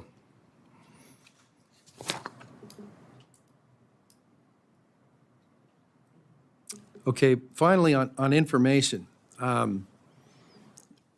This isn't on you, but frankly, information in a fast-moving budgetary environment is a precious thing. I would appreciate it if you, for your part, would let folks know up your chain of command that this information, if it's not coming in real time, is not useful. And so I'll leave it at that for purposes of our discussion. And I want to thank you for your service. I know it's not an easy time to do that. And obviously, speaking only for myself, I support your goal. But we also, at the same time, have to keep in mind things like the Anti-Deficiency Act and stuff like that. And I'll just be honest with you. Speaking for me, I don't know that I have the information that I need to make sure that we're doing our job in the context of that. So we could really, really use that. Same thing I've told all other agency directors. We won't surprise you. Please do not surprise us. And so for members that have get-back questions, I would ask you to respond to those within 15 days of today. We ask also that for additional questions that it's a 30-day timeline to get that back. Obviously, we're moving quickly on trying to move these bills. I thank you for your participation in today's hearing, and the subcommittee stands adjourned. Ma'am, after the room clears, I would like you